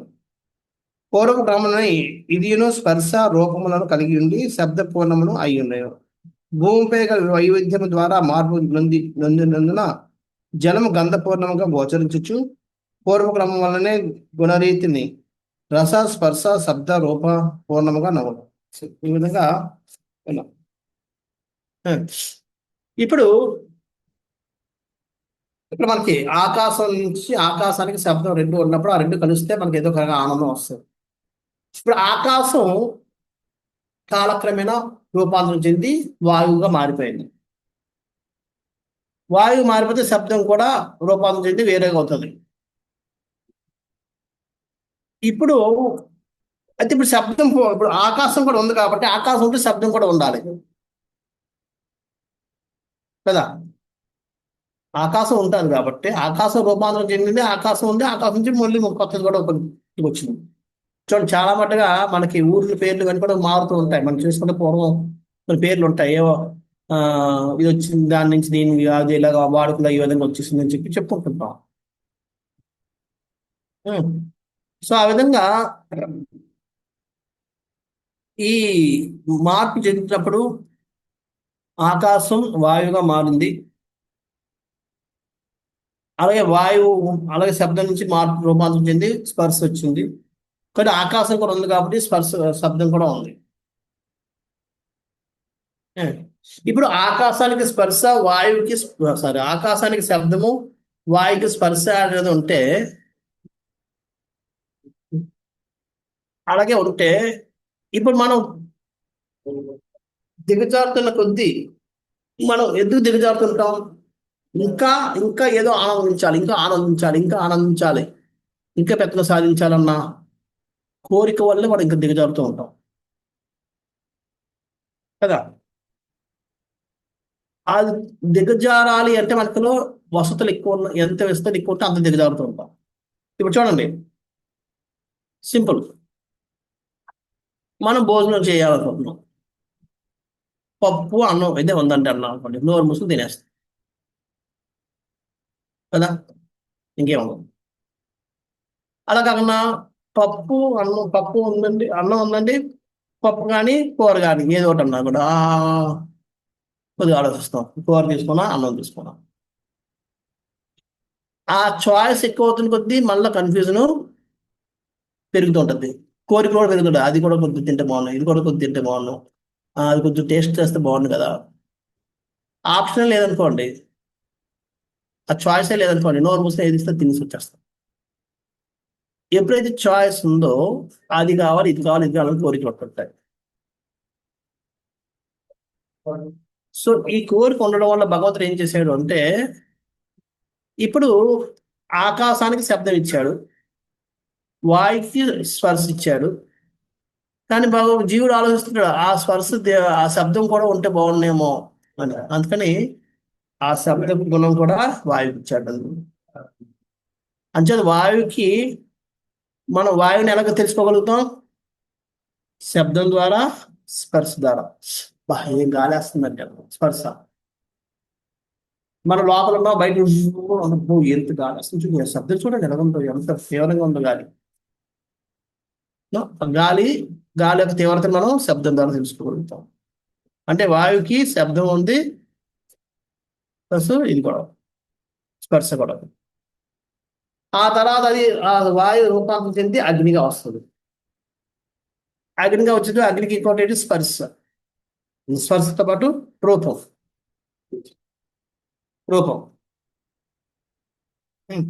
ఆ రూపం కూడా తెలుసు. సో అగ్ని, అందుకే ఈ రూపంలో మనం అగ్నిని మన రూపంతో చూపించాము. సో రూపం వచ్చింది, మళ్ళీ గుణాలు ఇవి కూడా ఉండాలి కాబట్టి ఆ 3 గుణాలు ఇచ్చాడు అగ్నికి. సో ఈ విధంగా ఒకదాని నుంచి ఒకటి పంచభూతాలు వచ్చాయి. అలాగే భూమికి వచ్చేటప్పటికి అన్ని లక్షణాలు ఉంటాయి. అంటే ఆకాశానికి మన శబ్ద లక్షణం ఉంది, అందుకనే భూమిని మనం తవ్వితే ఇరుగు పడతారు, శబ్దం వస్తుంది. స్పర్శ ఉంటుంది, మనకి గట్టిగా ఉందండి, మెత్తగా ఉందండి, మనం స్పర్శతో తెలుసుకుంటాం. రూపం ఉంది, కొండలు, పైతు పల్లాలు ఇవన్నీ. 4వది జలం, రుచి ఉంది. దాని భూమిలో రుచి ఉంది కాబట్టి మనకి ఈ పంట అన్నిటికీ రుచి వస్తుంది. 5వది వచ్చింది గంధం, మట్టి వాసన. ఈ విధంగా భూమికి అన్ని 5 లక్షణాలు ఉంటాయి. ఈ విధంగా ఈ మూలకాలు, పంచభూతాలు అన్ని కూడా ఈ అహంకారం నుంచి సృష్టించబడ్డాయి.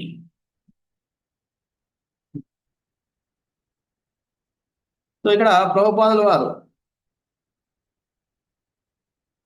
భావంలో అహం సర్వస్వ ప్రభో మత్త సర్వం ప్రవర్తతే ఇది మత్వ భజంతే మాం బుధా భావ సమన్వితాః అని చెప్తూ దానికి ఇంద్రియానుభూతి గుణములు భూమి యందు పూర్ణముగా కలవు. ఇంద్రియాలకు కావాల్సిన అనుభూతి పొందాల్సిన అన్ని కూడా, ఎందుకంటే ఇంద్రియాలు ఏ విధంగా అనుభూతి? శబ్దం ద్వారా అనుభూతి పొందుతాయి, స్పర్శ ద్వారా అనుభూతి పొందుతాయి, ఇవన్నీ కూడా భూమిలో ఉన్నాయి. కానీ ఇతర తత్వములందు అవి కొంతవరకే ప్రకటమై ఉన్నవి. ఆకాశములందు శబ్దం మాత్రమే కలదు, కానీ వాయునందు శబ్దము స్పర్శ రెండు కలవు. అగ్ని ఎందు శబ్ద స్పర్శము రూపం ఉండగా జలమునందు వాటితో పాటు రసం కూడా కలదు. రసం అంటే రుచి. ఇక భూమి యందు పైన తెలుపని గుణములన్నిటితో పాటు గంధం కూడా విశేషంగా కలదు. ఈ విధంగా ఇవన్నీ మనకు కనుకనే భూమిపై వైవిధ్య పూర్ణమగు జీవజాలము జ్యోతిర్మగుతుంది. అందుకని భూమి మీద ఎక్కువ అన్ని రకాలైన వైవిధ్యం కూడుతుంది. ఎందుకంటే అందులో స్పర్శను బట్టి జీవించే జీవులు ఉంటాయి, వాసన బట్టి జీవించే ఉంటాయి, అన్ని రకాల జీవులు కూడా ఇక్కడ ఉండగలుగుతాయి. మిగతా అట్లా ఉంటాయి. అందుకే మనం నీటిలో బతకలేం. అది మూలాంశము వాయువుతోనే ఆరంభమైనది. జీవుల మృన్మయ దేహములందు వాయువు గతి తప్పుటతోనే వ్యాధులు కలుగుతుండడం. అంచేత ఈ జీవుల యొక్క ఇది దేని నుంచి మొదలైంది? వాయువుతో మొదలైంది. శ్వాస ఎప్పుడైతే శ్వాసలో తేడా వచ్చిందో రోగాలన్నీ మన కలుగుతుంటాయి, వ్యాధులు. దేహమందు విశేషముకు వాయు వ్యత్యస్తము కారణమున మానసిక రోగములు కలుగుచుండును. ఎప్పుడే వాయువులో ప్రాణవాయువుల స్థితి వాటి గతుల్లో తేడా వస్తుందో మానసిక ఇబ్బందులు వస్తాయి. ఆ మానసిక ఇబ్బందుల వల్ల దేహానికి సంబంధించిన శరీరానికి సంబంధించిన ఇబ్బందులు, వ్యాధులు వస్తాయి. మన ప్రతి వ్యాధికి ప్రతి వ్యాధికి కారణం ఒక మానసిక రోగం. ఆ మానసిక రోగం ఈ ప్రాణవాయువులో ఉన్న ఇంబ్యాలెన్స్ వల్ల, స్థితిలో ఉన్న తేడా వల్ల ఆ మానసిక వ్యాధులు అనేవి వస్తాయి. అది సో ఇక్కడ ఈ యోగాసనాలు ప్రాణాయామం ద్వారా చాలా మట్టుగా మన ఆరోగ్యాన్ని మనం మంచిగా చేసుకోవచ్చు. చాలా మంది అనుభూతి పొందుతారు. యోగాసనం వేసుకున్నా బ్యాక్ పెయిన్ పోయిందండి, ఇలా పోయిందండి, ఇవ్వపోయాయండి, ప్రాణాయామం చేశాక నాలో కొద్దిగా మంచి అయిందండి. ఎందుకంటే మనలో ఉన్న ఈ వాయువుల్ని బ్యాలెన్స్ చేయడం, ఈ భస్త్రి లేకపోతే అనులోమ విలోమ ఇవన్నీ, ఈ ప్రాణాయామాలు ఇవన్నీ ఎందుకంటే మనలో ఉన్న ఈ ప్రాణవాయువుల్ని బ్యాలెన్స్ చేసి మళ్ళీ స్థితిలోకి తీసుకురావడం. అది తీసుకొచ్చినప్పుడు మనకి అంత బాగుపడుతుంది. ఇంచేత యోగాసనాలు ప్రాణాయామం చేసి వాళ్ళు పెద్ద భక్తులు అనుకుంటే అది భ్రమ. పెద్ద యోగులు అయిపోయి అనుకుంటే అది భ్రమ. అవి దేనికి పనికి వస్తాయి? మంచి ఆరోగ్యం కోసమే పనికి వస్తాయి తప్ప ఇంక దేనికి పనికి రావు.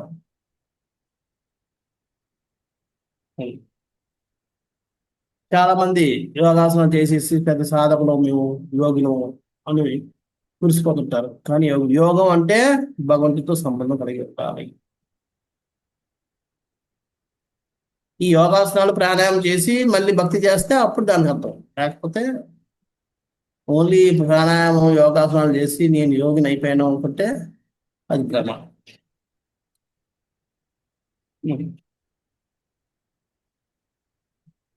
ఇక్కడ వాటిని చక్కగా వనరించినప్పుడు ఆయువు సైతం వృద్ధి చెందగలదు. మన యొక్క ఆయుష్ను కూడా పెంచుకోవచ్చు ఈ ప్రాణాయామం ద్వారా. మనుషుడు మృత్యువు పైనను నియంత్రణ సాధించగలడు. పూర్ణయోగి తగిన లోకమును చేరుటకు సమర్థులైనప్పుడు మృత్యువుపై నియంత్రణ కలిగి ఉండి సరైన సమయం దేహం త్యజించును. ఇంత శక్తి తీసుకొస్తారు, కానీ భగవద్ధామం గ్యారంటీ లేదు. అదే కానీ భక్తి యోగం మాత్రం సమస్త యోగములను అధిగమించిన వారే ఉన్నాడు.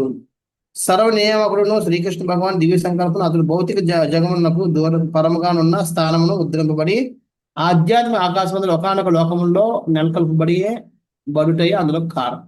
భక్తుడికి మాత్రమే అది ఈ భౌతిక జగత్తుకి పరమైన ఆధ్యాత్మిక జగత్తులో ముక్తి ఏదో ఒక లోకానికి వెళ్ళగలిగే శక్తి ఉంటుంది. మిగతా వాళ్ళకి ఎవరికి కూడా ఈ అవకాశం ఉండదు.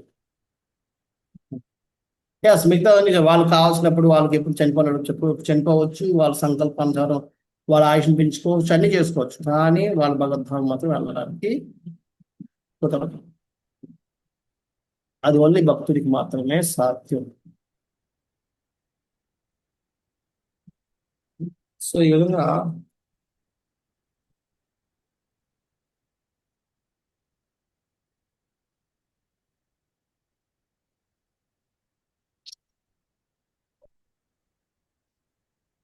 ఇక్కడ విశ్వ చక్రవర్తి ఠాకూర్ దీని మీద రాస్తున్నారు.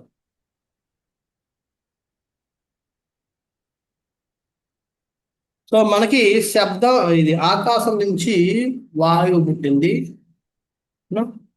వాయువుకేమో స్పర్శ శబ్దం రెండు ఉన్నాయి. అయితే వాయువు యొక్క మరొక ప్రత్యేకమైన లక్షణం ఏమిటి అంటే ప్రాణం. ప్రాణం, అందుకే ప్రాణవాయువులు అంటారు. అంచేత మనకి జీవిత ఉనికి వాయు స్థాయి నుంచి స్టార్ట్ అవుతుంది.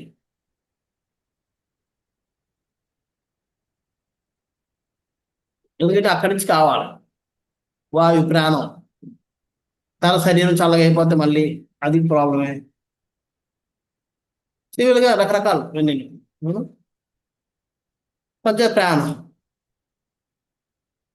ఓజస్ అన్నది ఇక్కడ బాగా వస్తుంది. ఓజస్ అంటే ఏంటంటే ఇంద్రియాలకి గ్రహించే శక్తిని ఓజస్ అంటారు. ఇంద్రియాల యొక్క గ్రాహక శక్తి. ఏదైనా ఒక వస్తుంది అంటే ఎంత వస్తుంది దాన్ని ఓజస్ అంటారు. అలాగే సాహస్ అంటే మనసు యొక్క షార్ప్నెస్ అంటే ఏమంటారు ఇంగ్లీష్ తెలుగులో? ఈ చురుకుదనమా? చురుకుదనం.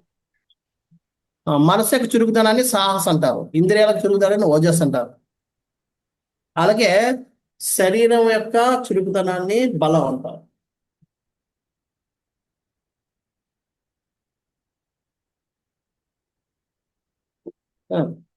బలం ఎంత బలం ఉందో అంత చురుగ్గా పనిచేస్తాం. బలం లేనాడు నీరసం ఆనందంగా తెలుస్తాం కదా. అంచేత శరీరం యొక్క చురుకుదనం బలం, మనసు యొక్క చురుకుదనం సాహస్, ఇంద్రియాల యొక్క చురుకుదనం ఓజస్. అయితే ఈ ఓజస్కి, సాహస్కి, బలానికి మూడిటికి కారణం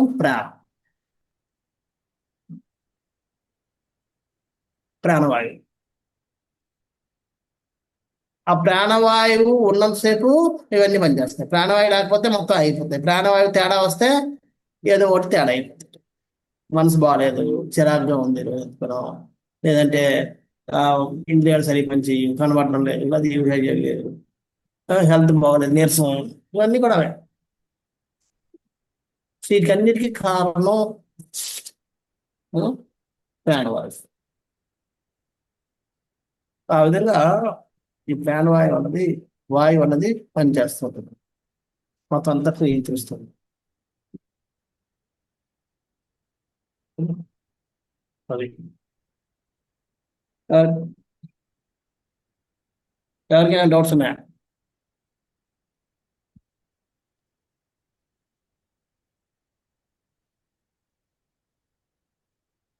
ప్రభుజీ, మహత్తత్వం గురించి కొద్దిగా వివరించరా? మహత్తత్వం అంటే చెప్పాను కదా, ఈ ఇంద్రియాలు గుణాలు అన్ని కలిగి ఉన్న ఒక చోట ఉంటే దాంతో పాటు దాన్ని ప్రధానం అంటాం. ఆ ప్రధానానికి ఎప్పుడైతే కాలం జోడించబడుతుందో దాన్ని మహత్తత్వం అంటాం. ఓహో, అంటే మహత్తత్వాలు అన్నీ ఉన్నాయి. ఇప్పుడు అవన్నీ ఒక్కొక్కటి బయటకు వచ్చి కాంబినేషన్ తోటి రకరకాలుగా తయారవుతుంది. ఓహో, అది ఏది ఎలా బయటకు వచ్చిందని ఇప్పుడు మనకు వివరణ ఆ ప్రొసీజర్ మనం చదువుతాం. కానీ ఇవన్నీ ఆ మహతత్వం ఉన్నాయి. మహతత్వంలో అహంకారం ఉంది, మహతత్వంలో మనసు ఉంది, బుద్ధి ఉంది, ఆకాశం ఉంది, శబ్దం ఉంది, అన్నీ ఉన్నాయి.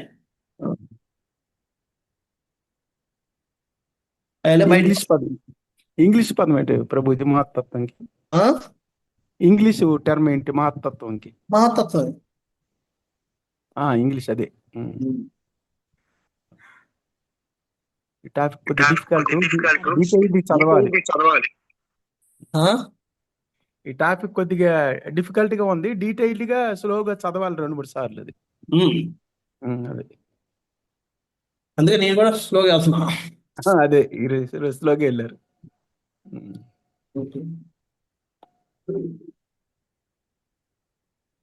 ప్రభు దీనిది డయాగ్రామెటిక్ రిప్రజెంటేషన్ ఉంటుందా ప్రభు? డయాగ్రామెటిక్ రిప్రజెంటేషన్ ఉంటుందా ప్రభు దీనిది? డయాగ్రామిక్ గా ఏం లేదు, నేనే వేయాలి. అంటే మీరు మామూలుగా వేరే వేరే బుక్స్ చదువుతుంటారు కదా, ఎక్కడైనా చూసారు డయాగ్రామ్ లో? అంటే మీరు చాలా బుక్స్ రిఫర్ చేస్తుంటారు కదా, మీరు ఎక్కడైనా డయాగ్రామ్ లో చూసారని చెప్పారు.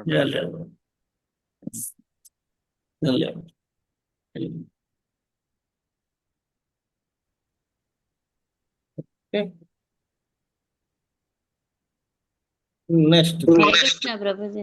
ప్రధాన అంటే ఏం లేదా ప్రభు? అంటే ఈ కళ్యో ఇవన్నీ లేకుండా ఉన్నదా ప్రధాన అంటే?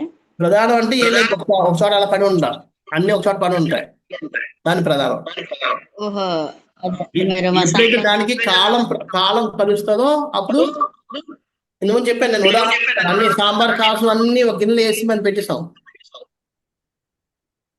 ఆ మంట వచ్చినప్పుడే అది ఆ మంట లేకపోతే అది అలాగే ఉంటాయి, అది ప్రధానం అన్నమాట. మంట బదులు ఇక్కడ కాలం, కాలం వచ్చినప్పుడు దాంట్లో అలజడి వస్తుంది. అలజడి వల్ల రకరకాల వాసనలు ఇవన్నీ మన బయటకు వస్తాయి, రకరకాలుగా అది మార్పు చెందుతుంది, కెరడం, పొంగడం, ఇవన్నీ నూనె రావడం, ఇలా రకరకాలుగా మార్పులు చూస్తుంటాం, మనం వింటుంటాం. ఇది స్మెల్ చూస్తుంటాం, అన్ని రకాల అన్ని మనకు వస్తాయి. అలాగే ఎప్పుడైతే ఈ ప్రధానంకి కాలం జోడి అవుతుందో ఇవన్నీ బయటకు వస్తాయి, రకరకాల సృష్టి అంతా బాగుంది. అర్థమైంది.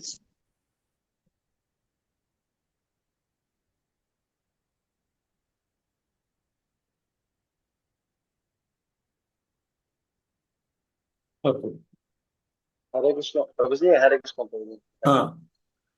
ప్రభుజీ, మనిషి చైతన్యానికి కాలంకి సంబంధం ఉంటుందా? మరి కాలం వల్ల కదా మనసు చైతన్యం రావాలన్నా ఇప్పుడు ఆ చైతన్యం కూడా ఎలాగొచ్చిందని కూడా మనతో చైతన్యం కూడా ఉంటుంది, ఉంది, అది కూడా చెప్పుకుంటాం. ఇంకా అవన్నీ మనం చెప్పలేదు, మనసు ఇంద్రియాలు ఇవేమి ఇంకా మనం ఇప్పుడు పంచభూతాల వరకు వచ్చాం, ఇంద్రియాల వరకు ఇంకా రాలేదు. వారి సృష్టి కూడా ఎలా జరుగుతుంది చెప్పినప్పుడు అవన్నీ ఉంటాయి వస్తాయి. అంటే సాంబార్ ముక్కలు అంటే మా ప్రధానానికి ఆ కాలం తోడితే అది కదలిక స్టార్ట్ అయింది. అవును, అలాగే మనిషి చైతన్యం ఇంకవన్నీ కూడా దాంట్లో భాగమే, ఇవన్నీ వస్తాయి, దాంట్లోనే ఉన్నాయి బాగా అన్ని. ఆ కాలము ప్రధానం, ఆ మహతత్వం రకరకాల రూపాంతరం చెంది ఇవన్నీ బయటకు వస్తుంటాయి ఇవన్నీ.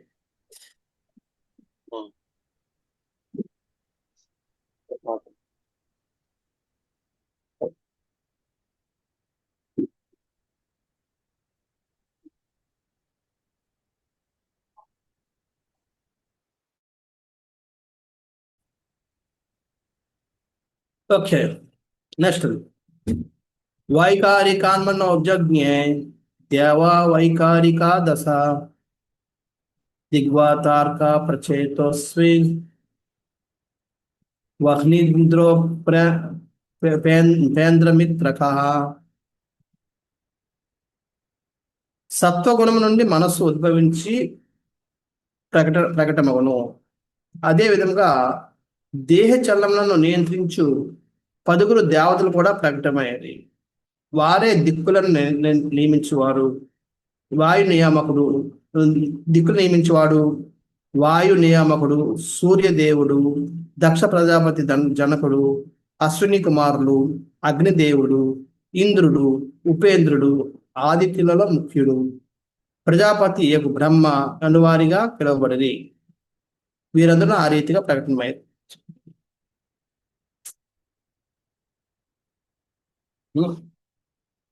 ఇక్కడ మనం ఇంతకుముందు చెప్పుకున్నాం, అహంకారం నుంచి అహంకారం గుణాలు కలిసి ఈ పంచభూతాలు, అందులో తమో గుణం కలిసి పంచభూతాలు వచ్చాయి. ఇప్పుడు అహంకారం సత్వగుణం కలిస్తే ఏమొస్తుంది? దాని నుంచి మనసు వస్తుంది. మనసు సత్వగుణంలో ఉండే యాక్చువల్గా. ఎప్పుడైతే మనసు సత్వగుణం ఉంచుతామో అది మనల్ని ఉన్నత స్థాయికి భగవంతుడి దగ్గర తీసుకెళ్తుంది. మనసును మనం సత్వగుణం నుంచి బయట తీసేస్తే మనం అధోపాలు. అందుకని మనసు అన్నిటికంటే. సో మనస్సు, అహంకారము, సత్వగుణం రెండు కలిస్తే మనసు ప్రకటన.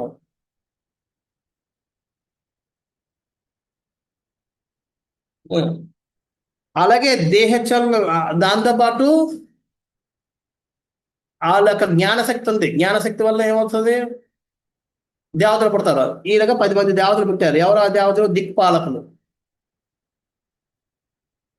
వాయుదేవుడు, సూర్యుడు, దక్ష ప్రజాపతి, అశ్విని కుమారులు, అగ్నిదేవుడు, ఇంద్రుడు, ఉపేంద్రుడు, ఆదిత్యుల ప్రముఖుడు, ప్రజాపతి బ్రహ్మ, 10 మంది. ఈ దేవతలందరూ పుట్టారు. వీళ్ళందరూ సత్వగుణం, తమోగుణం కలిసి కలవడం.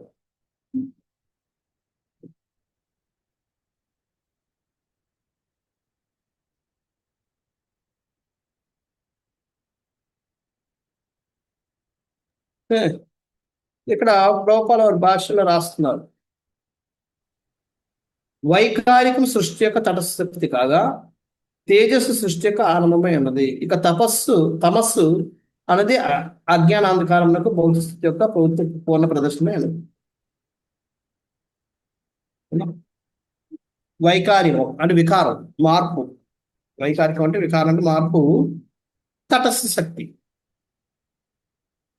అది తేజస్సు సృష్టి యొక్క ఆరంభం. అలా తమస్సు అది అజ్ఞానాంధకారం సృష్టి యొక్క సహజ స్థితి. ఈ విధంగా ఈ 3 రకాలుగా ఉంటారు.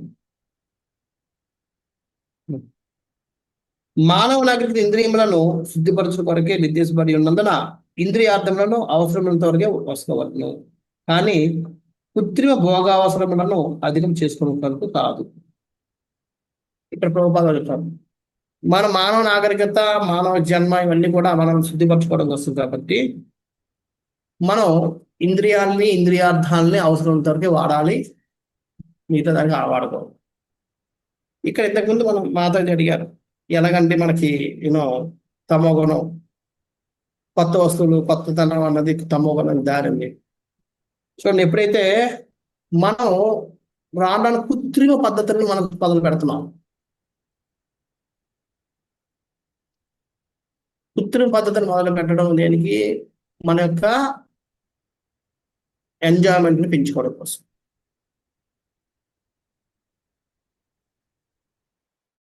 ఆ పెంచుకోవడం వల్ల మనకి నష్టమే కానీ తప్పు. దానివల్ల కృత్రిమ పద్ధతులన్నీ తయారు చేసుకుని కృత్రిమంగా మనం అనవసరమైన ఇప్పుడు విచ్చలవిడిగా ఇంతకుముందు ఆడవాళ్ళు మగవాళ్ళు కలిసేవారు కాదు. దానివల్ల మనసులు ఒక రకమైన ఒక స్త్రీని చూడితే గౌరవపాదం ఉండేది. ఎప్పుడైతే స్త్రీలు ఇప్పుడు విచ్చలవిడిగా తిరగడం వల్ల మగవాళ్ళల్లో ఆ ఎంజాయ్ చేయాలనే గుణం బయలుదేరుతుంది. ఈమె డ్రెస్ వేసిందంటే కొద్దిగా ఏమైనా అవకాశం ఉందేమో, ఎంజాయ్ చేయడానికి అవకాశం ఇస్తుందేమో అన్న ఆలోచన ఇంట్లో మొదలవుతుంది.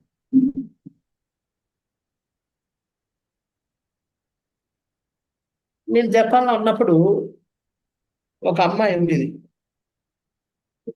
వెనిజులా నుంచి మా ఫ్రెండ్. ఆ అమ్మాయి ఇండియా వచ్చింది ఇంకొక అమ్మాయితో, ఇండియన్ అమ్మాయితో.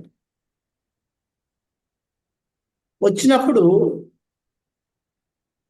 ఆ ఇండియన్ అమ్మాయికి ఒక ఫ్రెండ్ ఉన్నాడు, మగ ఆయన ఈ వెనిజులా అమ్మాయి వెనక అతను చాలా అంత చిరాక ఒక అశ్లీల పద్ధతిలో వ్యవహరించడం మొదలుపెట్టాడు. ఏమిటంటే ఆయనకి ఏంటంటే ఫారినర్ అంటే చాలా ఈజీగా వాళ్ళు లొంగిపోతారు, మనం ఎంజాయ్ చేయొచ్చు అన్న ఒక ఉండడం వల్ల ఆమెని అన్ని రకాలుగా టచ్ చేయడం, లేదంటే ఇలా చేయడం, లేదా పట్టిలా ఇలా రకరకాల వ్యవహరించడం చాలా చిరాకు పడుతుంది. కానీ అమ్మాయి ముఖం చూసి ఇంకా భరిస్తూ వచ్చింది. తర్వాత వచ్చి చెప్పుకుంది నాకు చాలా ఇదని చెప్పి. అంటే అక్కడ ఆ మనుషుల్లో ఉన్న ఒక రకమైన కోరిక వల్ల, ఒక రకమైన ఆలోచన వల్ల ఆ వ్యవహారం ఉన్నది. అది ఆయన సహజమైన వ్యవహారం కాదు. ఇండియన్స్ మరి ఈ అమ్మాయితో బాగానే వ్యవహరిస్తున్నాడు. అధికారం మొదలవుతుంది, కృత్రిమ పద్ధతి, అది దిగజారుకు. సో కొత్త రకంగా వ్యవహరించడం అని చేయడం మొదలు.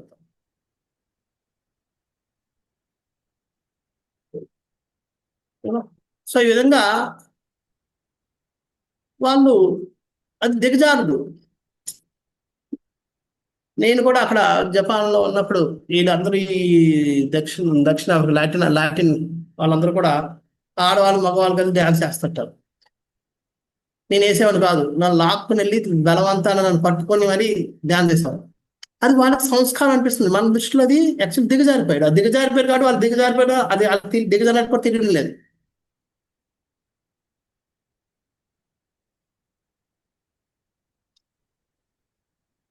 వాళ్ళకి సహజం అయిపోయింది. కానీ మనకి ఇంకా అది చేయని వాళ్ళకి ఇలాగ ఎందుకు చేయాలి అన్న ఒక ఇది ఉంటుంది. నేను కూడా చెప్తాను, వాళ్ళు అంటే కలిస్తే ముద్దు ఆడతారు. యాక్చువల్గా ముద్దులో ఇక్కడ బొగ్గల మీద ముగ్గు పెడితే అది ప్రేమ ఎక్స్ప్రెషన్, అంటే ఆ ప్రేమ కాదు, అభిమానం. ఇప్పుడు అందుకని చిన్నపిల్లలకి మనం ఏం చేస్తాం, ముద్దు పెడుతుంటాం బొగ్గల మీద. అది కామంతో పోతుంది కాదు, ప్రేమ, అభిమానపూర్వకమైన ప్రేమ. అందుకు వాళ్ళేమో ముద్దులు పెడతారు కలిసినప్పుడు. కలిసుకున్న ఫస్ట్ రోజు లేదా 2-3 రోజుల తర్వాత కలిసినప్పుడు గట్టిగా. ఫస్ట్లో నాకు చిరాకు అనిపించింది, కానీ నాకు అంటే చెప్తాను, ఇప్పుడు మనసు ఎలా పనిచేస్తుంది. మంచి అమ్మాయిలు ఉంటే వాళ్ళ దగ్గరికి వెళ్ళి నేను ముద్దు పెట్టేవాడు. అంటే అక్కడ నాకు అది ఏమైంది, ఇంద్రియ భోగం వల్ల అయింది.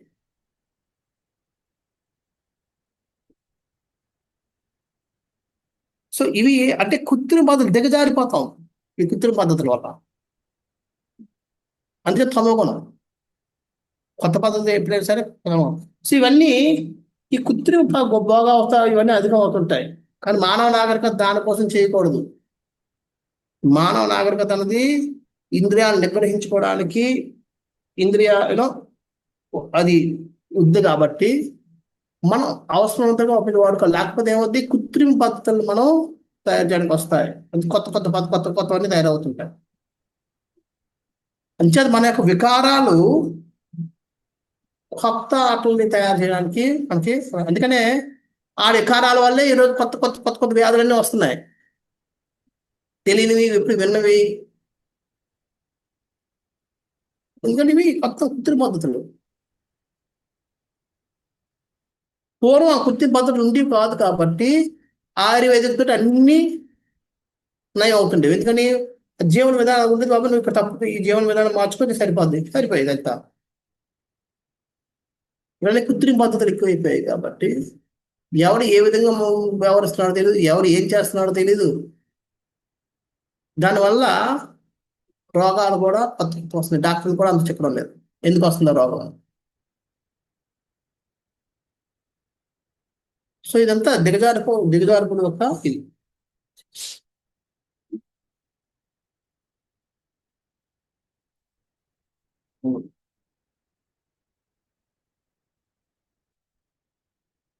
అలాగే ఇక్కడ ప్రభుపాద చెప్తున్నారు, మానవ నాగరిక ఇంద్రియ భోగ రోగమును కుదుర్చుకుంటే అయ్యండి వాళ్ళను భగవాన్ దివ్యేంద్రియములను తృప్తిపరచు అనిగా నొకటి ద్వారా మానవుడు దానిని సాధింపగలడు. ఇంద్రియములను వాటి కలాపములందు ఎన్నడూనూ నిరోధింపరాదు. ఋషికేశుని విశుద్ధ సేవ ఎందు నియమం చేయడం ద్వారా వాటిని పవిత్రపరచుకుంటే మనకు కావింపవలను. మనం ఈ భోగ రోగం, మనకు అందరికీ భోగించాలని రోగం ఉంది. ఆ రోగాన్ని నయం చేయడం కోసమే మానవ జన్మ ఇచ్చాడు. మానవ జన్మ, మానవ నాగరికత. అంచేత మనం ఈ రోగాన్ని నయం చేయడానికి మనం ప్రయత్నం చేయాలి. అది ఎలా ప్రయత్నం చేస్తాం, ఎప్పుడైతే మనం భగవంతుడి యొక్క ఇంద్రియాలని భోగింపజేస్తామో ఆయన ఇంద్రియ భోగం వల్ల మన ఇంద్రియాలు భోగ రోగం నుంచి విముక్తులు అవుతాయి. సో అంచేత మనం మన యొక్క ప్రయత్నం అంతా భగవంతుడికి ఇంద్రియాలు, అందుకని భగవంతుడి ప్రీత్యార్థం మనం చేయాలి ఏం చేసినా. సో అందుకని మనం మన యొక్క ఇంద్రియాలకి ఏదో ఒక పని కావాలి. అందుకంటే అది కళ్ళు ఉన్నాయి కానీ చూడకూడదు, కళ్ళు మూసేసుకుంటా అంటే కుదరదు. కళ్ళు ఇచ్చింది కళ్ళు మూసుకోవడానికి కాదు, చూడటం కోసమే. కానీ వాటిని భగవంతుడి సేవలో ఉపయోగించడం ద్వారా మనం పవిత్రం ఉంచుకోవాలి. ఇప్పుడు చూడాలి కాబట్టి ఏదో ఒకటి చూడాలి, భగవంతుడి రూపం చూద్దాం, భగవంతుడి శృంగారాన్ని చూద్దాం. సో ఆ విధంగా భగవంతుడిని వేరే చూసే బదులు భగవంతుని చూడడం. ఏదో ఒకటి తినాలి కాబట్టి ఏదో తినే బదులు భగవంతు ప్రసాదం తిందాం. ఏదో ఒకటి వినాలి కాబట్టి ఏదో వినే బదులు భగవంతుడి యొక్క కీర్తన విందాం. సో ఈ విధంగా భగవంతుడి యొక్క సేవలో మనం ఉపయోగించడం ద్వారా ఇంద్రియాలు శుద్ధీకరణ చేసి మనం మోక్షం పొందే అవకాశం ఉంటుంది తప్ప రోగం నుంచి బయటపడగలుగుతాం తప్ప వేరే విధంగా కాదు. అది మనం అర్థం. అలాగే ప్రభుపాద చెప్పారు, త్రప్పుదావ పట్టిన అర్జునుడు ఇతర భగవద్భక్తులు చూపిన పదమును చేపట్టడానికి ఏమాత్రం ప్రయత్నించక ఆత్మానుభవ పదమును అనుసరింపకూడదు. తప్పుదోవ పట్టిన వాళ్ళు మాత్రమే. అర్జునుడు వీళ్ళందరూ ఏం చేశారు? వాళ్ళు భగవద్ ఇంద్రియాలను సంతృప్తిపరచడం ప్రయత్నించారు. అర్జునుడికి ఇష్టం లేదు యుద్ధం చేయడం, కానీ భగవంతుడి కోరిక కాబట్టి యుద్ధం చేశాడు. ఆయనకు ఆనందం ఇవ్వడానికి యుద్ధం చేయడం వల్ల తాను కూడా ఆనందించాడు లాస్ట్లో. సో ఆ విధంగా అలాగా తల్పజ్ఞులు ఏంటంటే వాళ్ళు వాడికి అంటే యజమానికి ఇది ఆనందం ఇవ్వకుండా తాను భోగించాలని చెప్పి ప్రయత్నం చేస్తుంటారు. అది చెప్పి జరగదు. కంపెనీలో మనం కంపెనీకి వ్యతిరేకంగా పనిచేస్తూ కంపెనీ శాలరీ పొందాలనుకుంటే తప్పకుండా వెంటనే తీసేస్తాం. కంపెనీకి నచ్చిన విధంగా చేసినప్పుడు మన శాలరీ పెరుగుతుంటుంది, ప్రమోషన్ వస్తుంటుంది, అన్ని జరుగుతుంది. సో అదేవిధంగా ఇంద్రియ కలాపములను అధికం కావించడం ఎందుకు అలా లోపము గాంచగలిగినప్పుడు మనుషుడు జ్ఞాని అనబడతాడు. ఇంద్రియ కార్యకలాపాలు నేను ఎక్కువ చేస్తే దానివల్ల వచ్చే లోపం ఏంటి నష్టం కలుగుతుంది అనేది గ్రహించగలిగితే ఆయన్ని జ్ఞాని అంటారు. యోగ విధానం ద్వారా ఇంద్రియ కలాపాలను అతను నిరోధించి ఎత్తించినప్పుడు యోగి అనబడతారు. యోగి అంటే అర్థం ఏంటి? యోగ విధానం ద్వారా ఇంద్రియాల కార్యకలాపాలను నియంత్రించడానికి ప్రయత్నం చేస్తే ఆయన యోగి అంటారు. కానీ భగవంతు దివ్యేంద్రియాలను నెరిగి వాటిని సంతృప్తి పరచేందుకు యత్నించినప్పుడు భగవద్భక్తులు అంటారు. జ్ఞానికి ఓన్లీ జ్ఞానం ఉంటుంది. ఓకే, ఇంద్రియాలను నేను భోగించడానికి వదిలేస్తే విచ్చలవిడిగా వదిలేస్తే నాకు నష్టం కలుగుతుందని తెలుసుకోవడం అంతవరకే అది జ్ఞాని. అది నష్టం కలుగుతుంది కాబట్టి నేను ఇంద్రియాలు దానికి ఆ విధంగా చేయకుండా ఉండడానికి ప్రయత్నించేవాడు యోగి. భక్తుడు ఏం చేస్తాడు? ఆ ఇంద్రియాలు ఏదో చేయాలి కాబట్టి దాన్ని చూడండి. ఎలాగంటే చిన్నపిల్లలు ఒక 2 సంవత్సరాలు 3 సంవత్సరాల పిల్లలు వాళ్ళు ఒక చోట ఉంటారు, ఏదో ఒకటి తిరుగుతూ ఉంటారు, ఏదో ఒకటి లాగుతూ ఉంటారు, చేస్తుంటారు. మనం వాళ్ళని ఏం చేయాలి? తెలివైన వాళ్ళని తెలియదు ఏం చేస్తారంటే ఓకే అక్కడ స్పూన్ తీసుకురా అని చెప్తారు. వాడు వెళ్తాడు, స్పూన్ తీసుకుని వస్తాడు, ఇస్తాడు. వాడికి ఒక పని అయింది, మనకు ఒక పని అయింది. వాడికి ఎంగేజ్మెంట్ అయింది, మనకి. అలాగే గిన్నెలు తోమవుతూ ఈ గిన్నె అక్కడ పెట్టే అంతే తీసుకెళ్తాడు, అక్కడ పెడతాడు, మళ్ళీ వస్తాడు, మళ్ళీ ఇది పట్టుకెళ్ళి. సో మనకి కొద్దిగా సహాయం అవుతుంది, వాడికి ఎంగేజ్మెంట్ అవుతుంది. సో వాడు నీ ఇంత కంట్రోల్లోకి వచ్చాడు. లేదంటే వాడు ఎక్కడికి వెళ్ళి మూలకు దూరుకుని ఎక్కడ ఏం కెలుగుతాడో తెలియదు, మనం వదిలేస్తాం. సో ఆ భయం లేదు ఇప్పుడు మనకు కూడా కొంత ఏదో సాయం 4 గిన్నెలు అక్కడికి వెళ్ళాయి. సో ఇది భక్తుడు చేసింది. భక్తుడు ఏం చేస్తాడు? భగవంతుడికి ఇంద్రియాలను సంతృప్తిపరచడానికి ప్రయత్నం చేస్తాడు. ఏదో ఒకటి ఇంద్రియాలు ఏదో పని చేయాలి కాబట్టి చెప్పి కదా, ఆ పని ఏదో భగవంతుడికి నచ్చిన విధంగా చేస్తాం. భగవంతుడి ఇంద్రియాలకు సంతృప్తిపరిచేట్టు చేస్తాం. సో ఆ విధంగా ఈ భక్తులు ముగ్గురు తేడా ఇది. జ్ఞానికి ఓన్లీ జ్ఞానం ఉంటుంది, అంతే తప్పించే ఉండదు. యోగి ప్రయత్నం చేస్తాడు. భక్తుడు భగవంతుడి యొక్క ఇంద్రియాన్ని సంతృప్తిపరచడం ద్వారా తన ఇంద్రియాన్ని నియంత్రించుకుంటాడు. సో ఈ విధంగా వీళ్ళు మనకి మనస్సు 10 దేవతలు ఏ విధంగా వచ్చాయని చెప్తాం. అలాగే రజోగుణంతో వల్ల వచ్చేవి ఏమి జన్మించాయి అన్నది ఇది కూడా చెప్పింది అంతా రావాలి. నెక్స్ట్ కూడా చెప్పాను. తైజసాకు వికుర్వాణ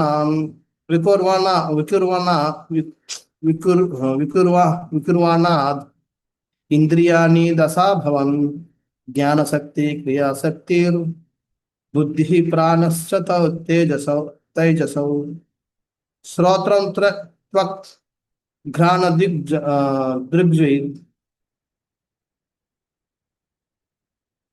దృగ్జిగ్ జిహ్వా వాగ్ధోర్మే డ్రాగ్య పాయవః. రజోగుణపు మరింత వికారం వచ్చే కర్ణములు దశాభవ అంటే 10 వచ్చాయి. అభావం అంటే ఉదయించాయి. ఏదో 10 కర్ణములు. రజోగుణపు వికారం వచ్చే కర్ణములు. త్వక్ అంటే తెలుసా? చర్మం ప్రభు వారి. చర్మం. నాసిక అంటే ముక్కు, నయములు, జిహ్వ, వాక్కు, హస్తములు, జనేంద్రియములు, పాదములు, బుధము వంటి ఇంద్రియములు, బుద్ధి మరియు ప్రాణముతో సహా వచ్చింది. సో ఇంతకుముందు సత్వగుణంతో వల్ల ఏమైంది? మనసు, దేవతలు. రజోగుణం వల్ల ఈ 10 ఇంద్రియాలు వచ్చాయి. కర్ణాలు, చర్మము, నాసిక, నయములు, జిహ్వ అంటే 10 కర్మేంద్రియాలు, 5 కర్మేంద్రియాలు, 5 జ్ఞానేంద్రియాలు అనేవి ఇక్కడ ఉంటాయి. దాంతోపాటు బుద్ధి, ప్రాణం. అక్కడ కూడా ప్రాణం ఉంది, ఇక్కడ కూడా ప్రాణం. ఇవన్నీ రజోగుణం వల్ల, రజోగుణం, అహంకారం, ఇవి రెండు వల్ల. భౌతిక అస్తిత్వం ముందు జీవన స్థితి దాదాపు మనుషుని బుద్ధి పైనను మరియు ప్రాణశక్తి పైన ఆధారపడి ఉంది. మన భౌతిక అస్తిత్వం అంతా కూడా మన బుద్ధి. అందుకే పెద్దానికి మన బుద్ధి ఉందా లేదా నాకు తిడుతూ ఉంటాం. అలాగే ప్రాణం ఎంత చెప్పాను, ప్రాణవాయువు వల్ల వస్తుంది. ఈ జీవన సంఘర్షణ అనేది రజోగుణం ఒకనొక కార్యం ఉంది. మనం ఈ సంఘర్షణ చేయడానికి కారణం ఏంటి? మనలో ఉన్న రజోగుణం. రజోగుణం వల్ల ఏదో సాధించాలని చెప్పి సంఘర్షణ చేస్తూ ఉంటాం. పూర్వం వివరించబడిన ఆ రజోగుణము వాయుతత్వం నుండి ఉత్పన్నమై ఉన్నది. వాయు నుంచి రజోగుణం వచ్చింది. సో ఈ విధంగా ఈ రజోగుణం నుంచి ఇవన్నీ పుట్టుకొచ్చాయి. తర్వాత మనిషి ఈ శరీరాలన్నీ ఎలా తయారయ్యింది నెక్స్ట్ నుంచి మనం చూద్దాం. ఇప్పుడు ఆపుదాం. ఎవరికైనా ఏం ప్రశ్నలు ఉన్నా? హరే కృష్ణ ప్రభుజీ. ప్రభుజీ యోగి గురించి చెప్పారు కదా, ఇంద్రియ కలాపాలు అలా నిరోధించి యత్నించినప్పుడు యోగి అని పిలువబడును. అంటే ఆ ఇంద్రియ కలాపాలు అతడు నిరోధించి యత్నించినప్పుడు యోగి అని పిలువబడును. అంటే అతని ఇంద్రియాలన్నీ నిరోధిస్తాడు. అంటే ఇంద్రియాలు దేనిపై పెడతాడు? ఏం పెట్టాడు? కాళ్ళు మూసుకు కూర్చుంటాడు, చూడగలడు, ఎక్కడ తిరగ.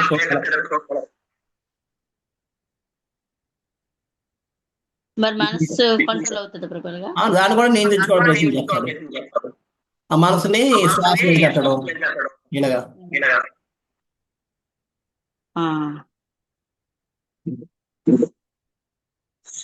అది మనం ఏం చేస్తాం? ఆ మనసుని స్మరించడం పెడతాం.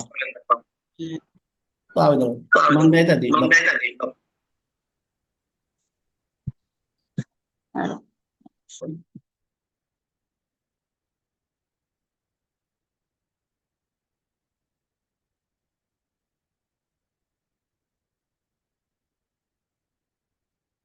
ఇది నెక్స్ట్ చాప్టర్ కూడా కొద్దిగా టెక్నికల్.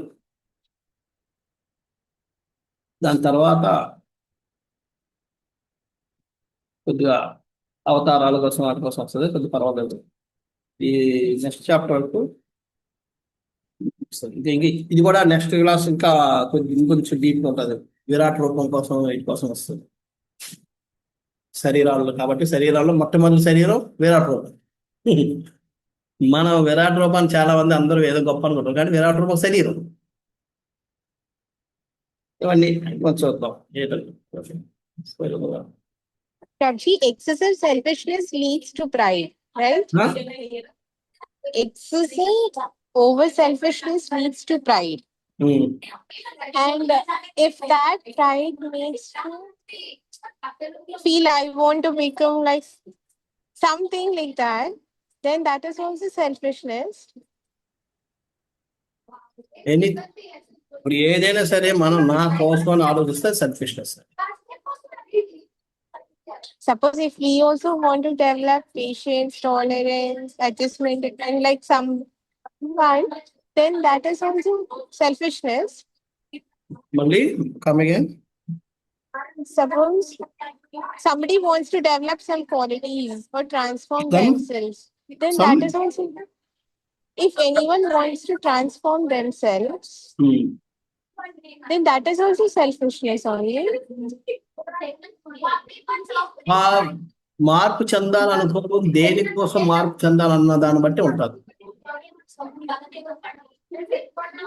ట్రాన్స్ఫర్మేషన్ అన్నది భగవంతుడి యొక్క ఆనందం కోసం అంటే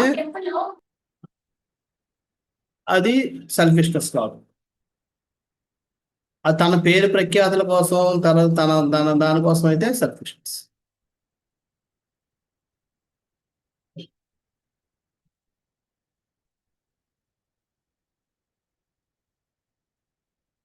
ఓకే,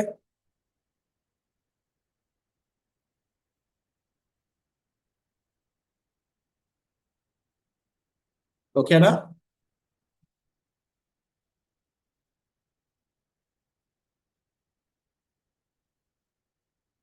వినపడ్డదా ఏం చెప్పింది? No, I didn't understand what you're saying. ఆ ట్రాన్స్ఫర్మేషన్ కృష్ణుని ప్లీజ్ చేయడానికి అయితే సెల్ఫిష్నెస్ కాదు. Okay. అది మన యొక్క ఆనందం కోసం అయితే selfishness. Okay, so if we want it for praise, glory, name, fame, then it is selfish. ఇప్పుడు మనం ఓకే, నేను నా పద్ధతిని మార్చుకొని నేను మంచివాడు కావాలి. ఎందుకు మంచివాడు కావాలి? అది కృష్ణుని నచ్చుతుంది కాబట్టి, భక్తి చేసుకోవాలి కాబట్టి అన్న ఉద్దేశంతో చేస్తే పర్వాలేదు. అలా చేసుకుని జనాలు అందరూ మెచ్చుకుంటారు కాబట్టి అంటే పోయినట్టు. Okay.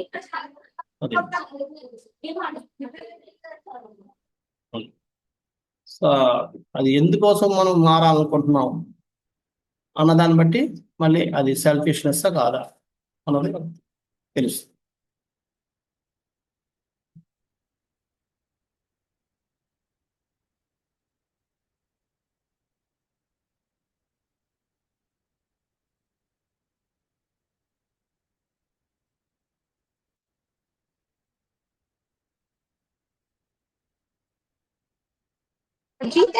I must be, Krishna must be the center of life, right? But that I won't go easily. That is not fair. అందుకనే కదా మరి దట్స్ వై వీఆర్ హియర్. అది పోవడం లేదు, అయ్యి అన్నది నేను అన్న భావన పోవడం లేదు కాబట్టి, అహంకారం పోవడం లేదు కాబట్టి మనకి అది పోతే మనం ఇక్కడ ఉండక్కర్లేదు, భగవంతుడి దగ్గరికి వెళ్ళిపోతాం. That won't go easy. Then how? పోతుంది కానీ మనం ట్రై చేయాలి. ఎన్నో జన్మల నుంచి మనం అలవాటు చేసుకున్నాం, అంత తొందరగా వెంటనే పోదు. It takes time.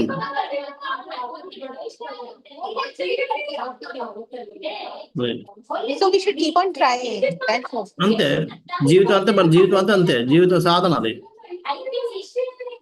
That is our sadhana. Our sadhana is to, మన సాధన ఏంటంటే ఈ అహంకారం నేను అనే భావాన్ని వదిలించుకోవడానికి చేసే ప్రయత్నం మన సాధన. Okay.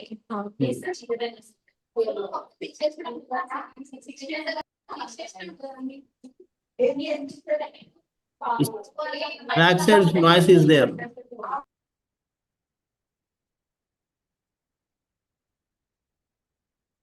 What? I'm muting it because your disturbance is backside noise is there. Okay, ఇంకెవరికైనా ప్రశ్నలు ఉన్నాయా?